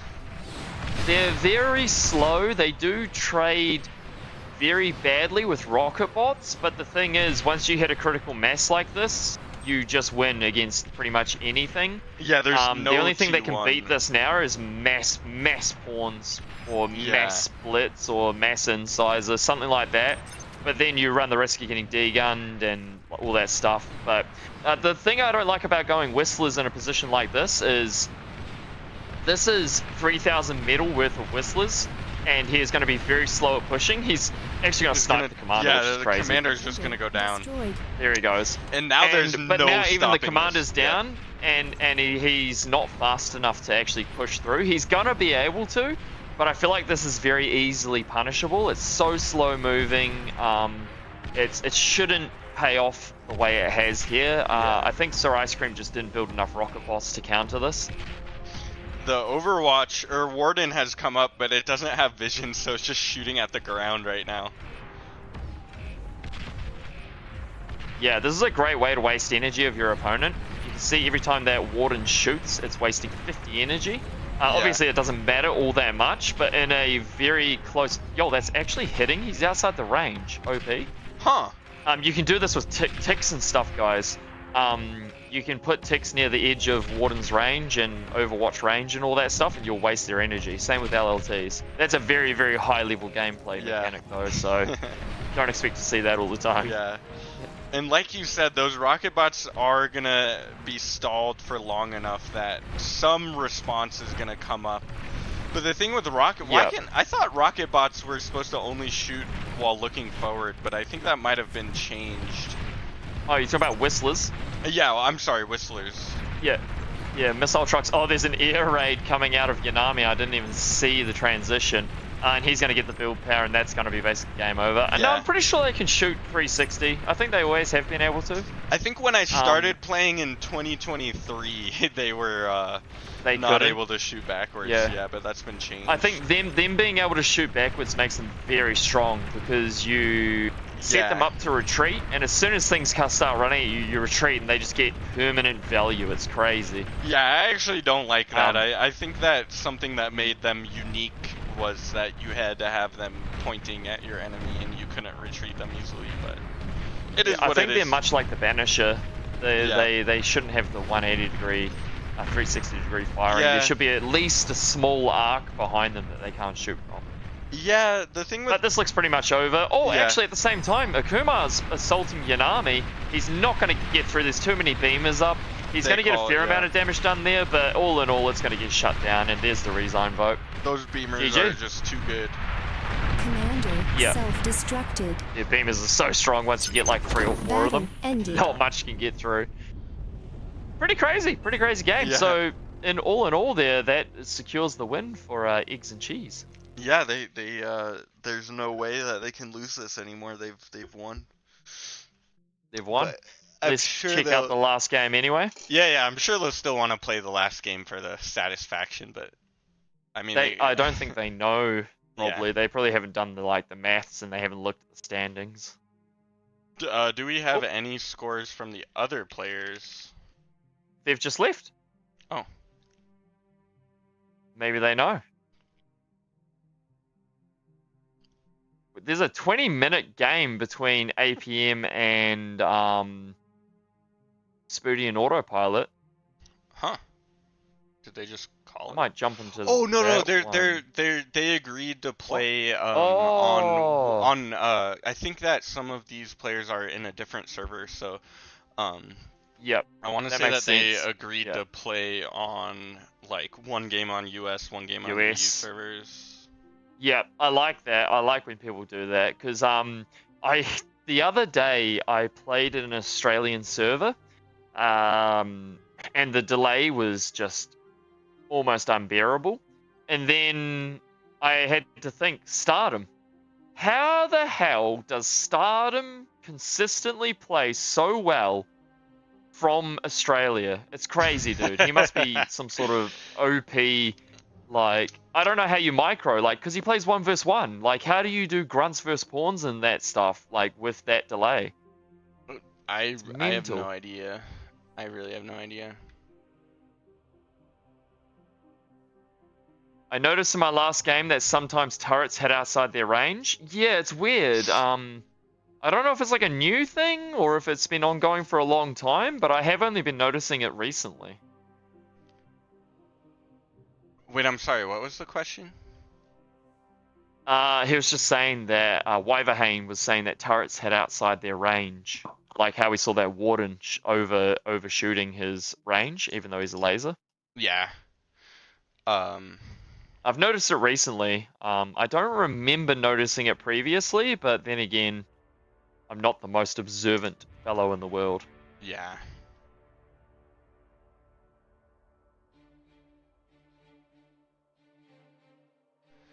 All right. So it looks like we're gonna see a game just on Gasbag. Probably the most popular map of this tournament, would you say? Yeah, between this and Cirillata, I'd say Yeah, I've is seen probably a the lot most of we've Cirillata. seen so far. But I feel Yeah. like we've literally seen a I'd s- Gasbag game in every single round. Which, you know what? Now that I think about Yeah. it, I think it's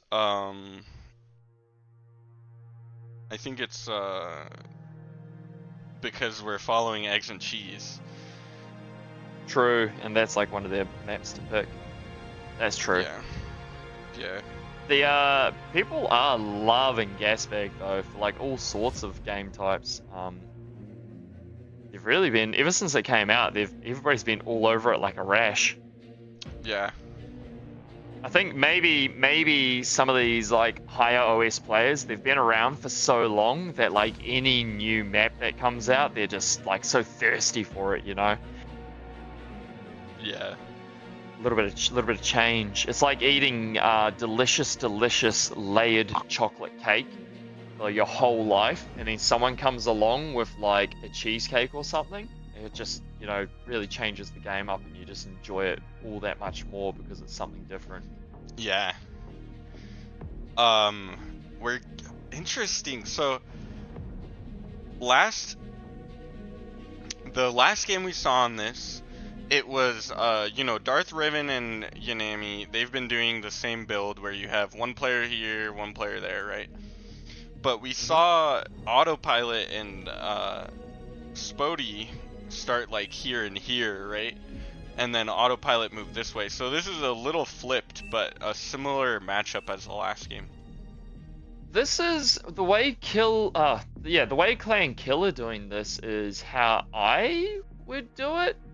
Battle I feel started. like starting down by these geos is a much stronger position as you're way closer to your high ground here. If you're Yeah. gonna do this like co-op style, trying to walk to this high ground has so many what's it called? Like It's longer. drawbacks. Like Yeah, if the enemy get there first, you are fighting an uphill battle, and it's not a battle you really want to be fighting. Yeah. That's just my thinking, my thought process on that. Maybe Yeah. maybe there's a specific reason that they were doing that. Yeah, I don't know. So we've got Legion from Sir Ice Cream, so this could be bad. And we have Armada from Akuma, and I think we had Cortex. Let's have a look. Yeah, we got Legion from Yanami Legion and Cortex. from Resin. Oh, Not Resin. Yanami is actually going to be putting a Legion bot lab down, and Raven's interesting. going for a Cortex bot lab. I think we might see some fun plays. So Sir Ice Cream puts down a Legion bot lab and shares it away. But what I was saying, knowing Yanami and Darth Revan, I wouldn't be surprised if they do something very off meta and just kind of for fun from this game, if they've already calculated in their heads that they can win the game without any challenge. Trickery. Yeah. Yeah, maybe. Oh, they've gone for the reclaim bot. I think the res bot is a bait on this map, if I remember, or it's really OP. I can't remember. No, it's OP. It's really good. It's really, really good. I like the res bot on this. Yeah, res bot. Someone how much has energy told does me it get? that 57.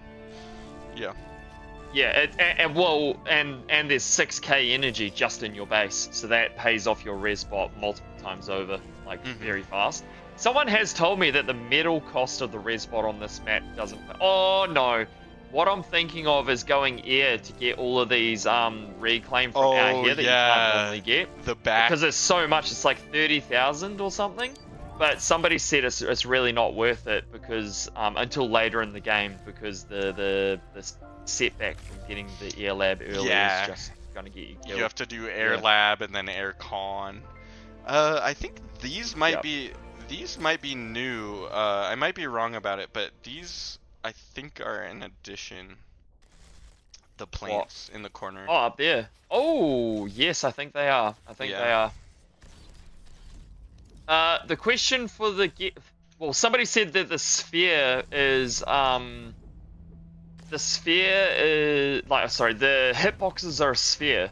Sorry, not the hitboxes. The attack range is a sphere. So the units had a higher hitbox, so the sphere was like catching them, which is why that they were shooting them. Out of Like range. that, you know, the turrets. Yeah. Yeah, out of range. When because- the turrets were But, able to hit stuff out of range, Yeah. But what was I gonna say? Somebody said, question for the guest disembodied voice. Well, first off, I'm the guest. You mentioned being the author of one of the maps. Which one was it? Oh, it was Paul Zavillas. Yeah, the So, purple question map. for anybody, I guess. The purple map. Yeah. Yeah. One of my. Thanks for that question, Wyverhane. Yeah. It seems Okay, like so we it's got a popular Ballista map, so- coming. Ballista. It's a from great Sir map, Ice dude. Cream. When that map came out, the 1v1 scene was so happy about it, dude. such a fun map to play. Dude, yeah. Yeah, Ballista instead of the Satyrs. So we're gonna see how the Ballista actually measure up against Satyrs here. I love how in this tournament, real time, we've seen these players realize that both Satyrs are garbage and Ballistas are really good. Oh my You know god, what I the mean? Ballistas versus Satyrs is so nice. Yeah, yeah. Well, yeah, because we've been watching Eggs and Cheese, so like Eggs and Cheese has just been so lucky that everybody has been building Satyrs up against Thugs. Yeah. I feel like some of the games would have been a lot closer if it had not been Satyrs versus Thugs. If it Yeah. had just been like Mace versus Thugs or Thugs versus Thugs, but every game has been like Mace versus Thugs. Yeah. I mean, Thugs versus Thugs Satyrs. versus Satyr, yeah. Yeah. So Oh. this raid here from Revan is blocking off this set of 4 mechs. I don't know why they didn't go for this 4 mechs. That seems like a huge misplay to Yeah, me. Okumar Maybe is these going guys aren't through the familiar? middle. Yeah. Yeah, they may not be familiar with this map, but that is a massive misplay. Wyverhane said that's sick. I love that one. I had some fun tuning the perfect lava tides for it. Oh, send me those, please. Oh, that's dope. Yeah, Wyverhane, send us those on Discord over Yeah. on Fight Night if you're a member, or find Neb yourself. yeah, Yeah, you'll have to find That would be me. amazing. Yeah. I'd love to play that map with lava tides. Yeah, I dude. feel like someone's told me about that before. Lava Might have been tides Wyvern. are so fun, and actually that's like a perfect map for it because it's similar to Gasbag in design where bases are on high grounds and then there's like a lot of the fighting happens on a low ground. So Oh, yep. it's like a good layout. Same with like Gasbag. It would be fun to be able to turn on. I think maybe you can turn on lava tides. I guess you can just turn it on in lobby, but You can just turn it on whatever. yeah. On whatever map. So we do have a whoops, I just said we do have a air transition from the red team. Oh my gosh, already. Wait, and then they're going back to bots. Wait, what? Oh, they're just 'cause going they built straight. mosquitoes. I didn't even Yeah. see it. Yeah, Oh, they're but going for the comp snipe. The I like mosquitoes it. are gonna waste their shots. That's Oh, not. but they good still for get the them. kill. There's no Do way they they? don't get the kill here. I hope they fly Yeah, away. easy, I hope they easy. fly away, but oh, they don't. Nope. Yeah.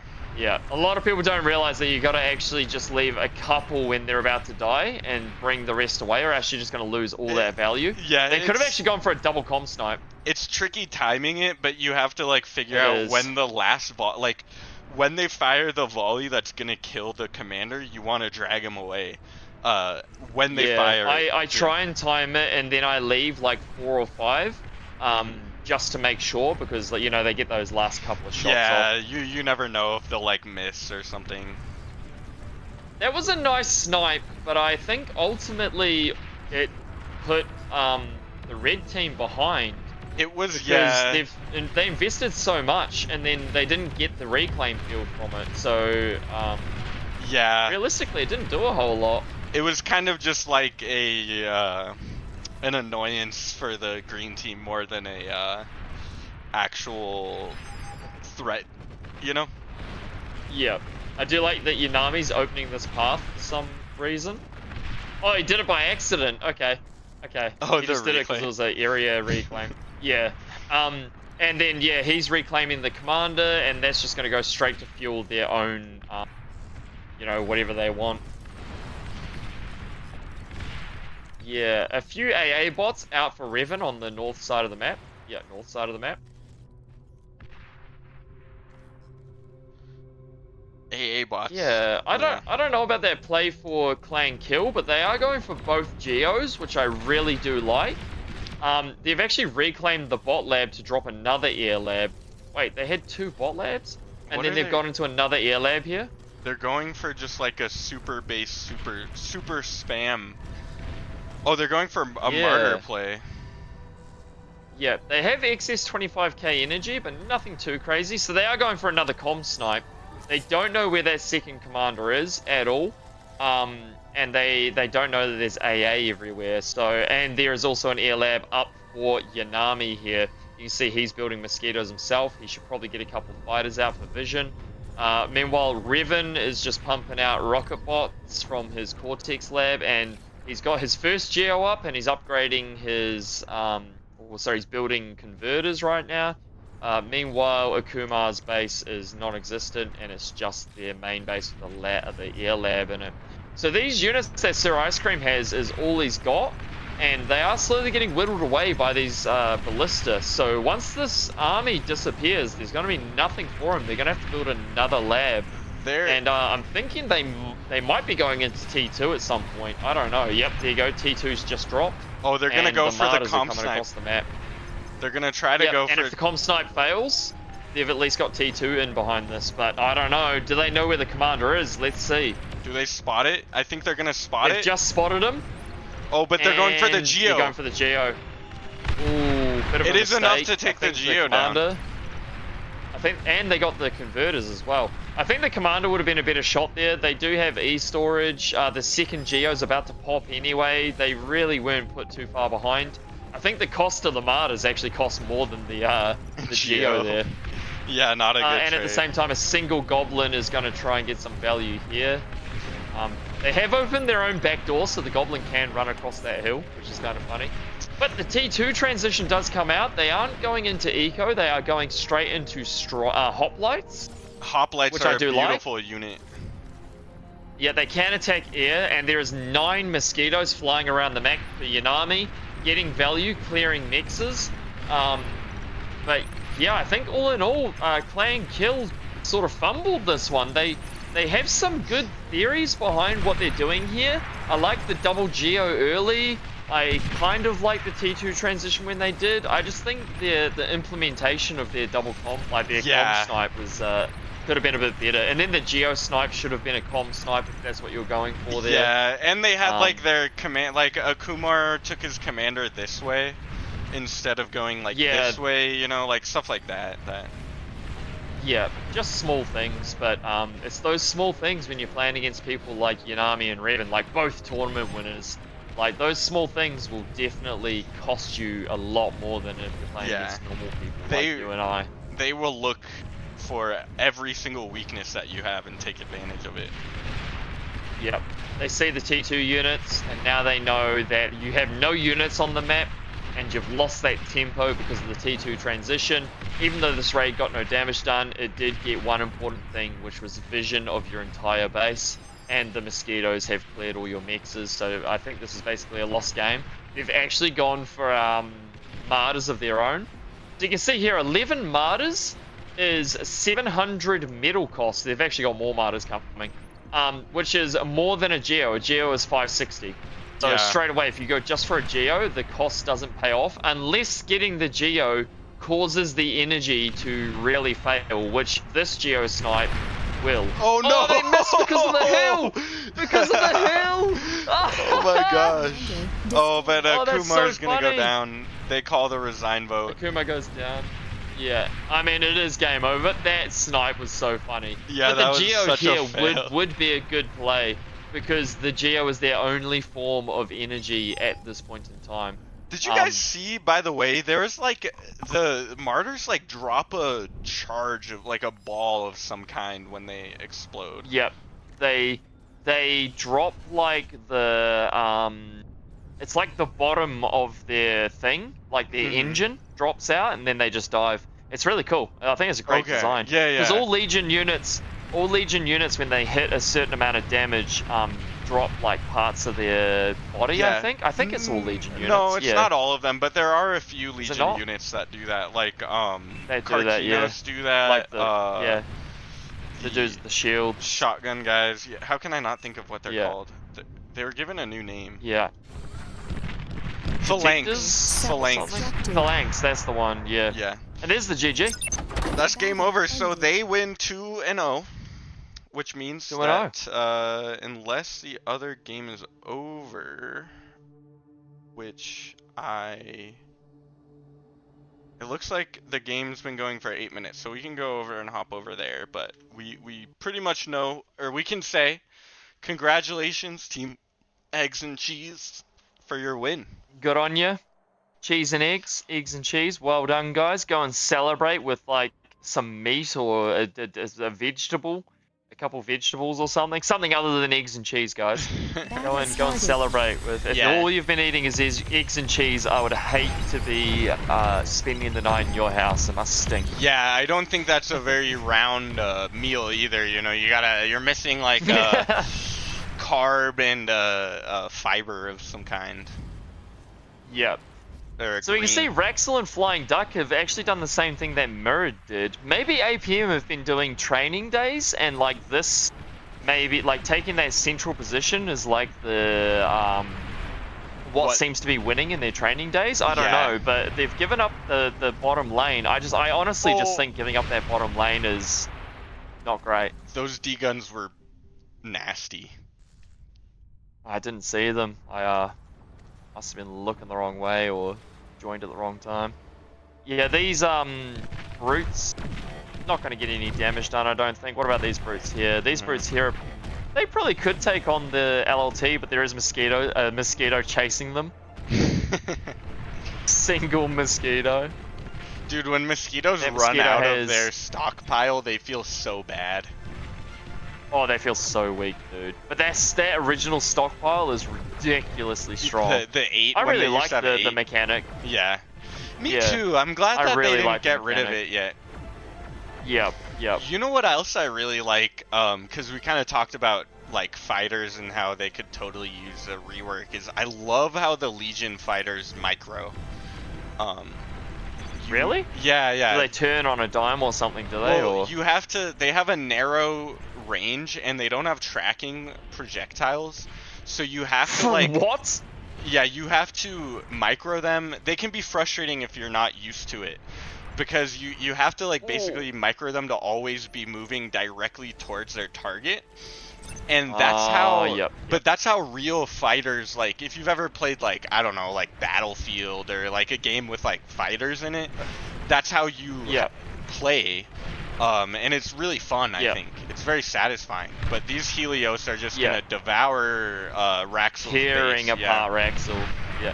And they came through that bottom lane. I saw some great D guns out of Raxel. He was going toe to toe with Decurions. Almost lost his commander, but not quite. Now Bulls are pushing up that way. I think the Bulls will be better off defending this bottom lane, but now they're way too far out of range. I think that's basically game over. Team Yeah. TM gonna take the win here. And it looks like they now have T2 coming up, but or the red team has T2, even though they've pretty much won at this point. Oh yeah, that's definitely game over this one. There's nothing they can do. If mosquito, Is there how many yeah. commanders? I can't tell. 2 and 2, but if mosquitoes reach your Yeah. base before you have AA, it's kind of game over. Yeah. A They have a Fury. Shredder, Yeah. a Fury, sorry, but it was way out of position. Yeah. I mean, this bottom lane, just leaving this bottom lane Oh, open, no. allowing Spoody to get this lab here is not ideal. Oh, he might go down though. He's gonna get the D gun. Yeah. Commander Oh, they got the D destroyed. gun on both. Yeah, and that's fully gamed. There's no way they can do. come back from that. Yeah, yeah, that's yeah, just yeah, giving up that bottom lane and allowing him to build a lab is just Commander asking for trouble. destructed. Yeah. They call GG. Battle Yeah, having ended. commanders in those side lanes on this map. By the way, anyone who was asking, yeah, this is the map that Neb made. Having commanders on those side lanes are so imperative because those D guns can stop almost any push. Yeah. And then the middle you can just use your army for. All right. Well, let's see what GG, the what a score tournament. was. I know. This was a really Yeah, let's fun go have a look. tournament. Yeah. I almost want to try to figure out like participation prizes for everyone. Hand jobs.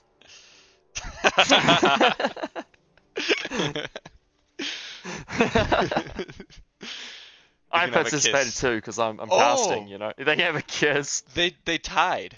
What? What? So For first? No, they tied. TM and Oh. 2 APM tied. So let's look at the Oh, scores nice. here. Okay. Another tie. Holy heck. All right, let's have a look. I come down here. Reload the page.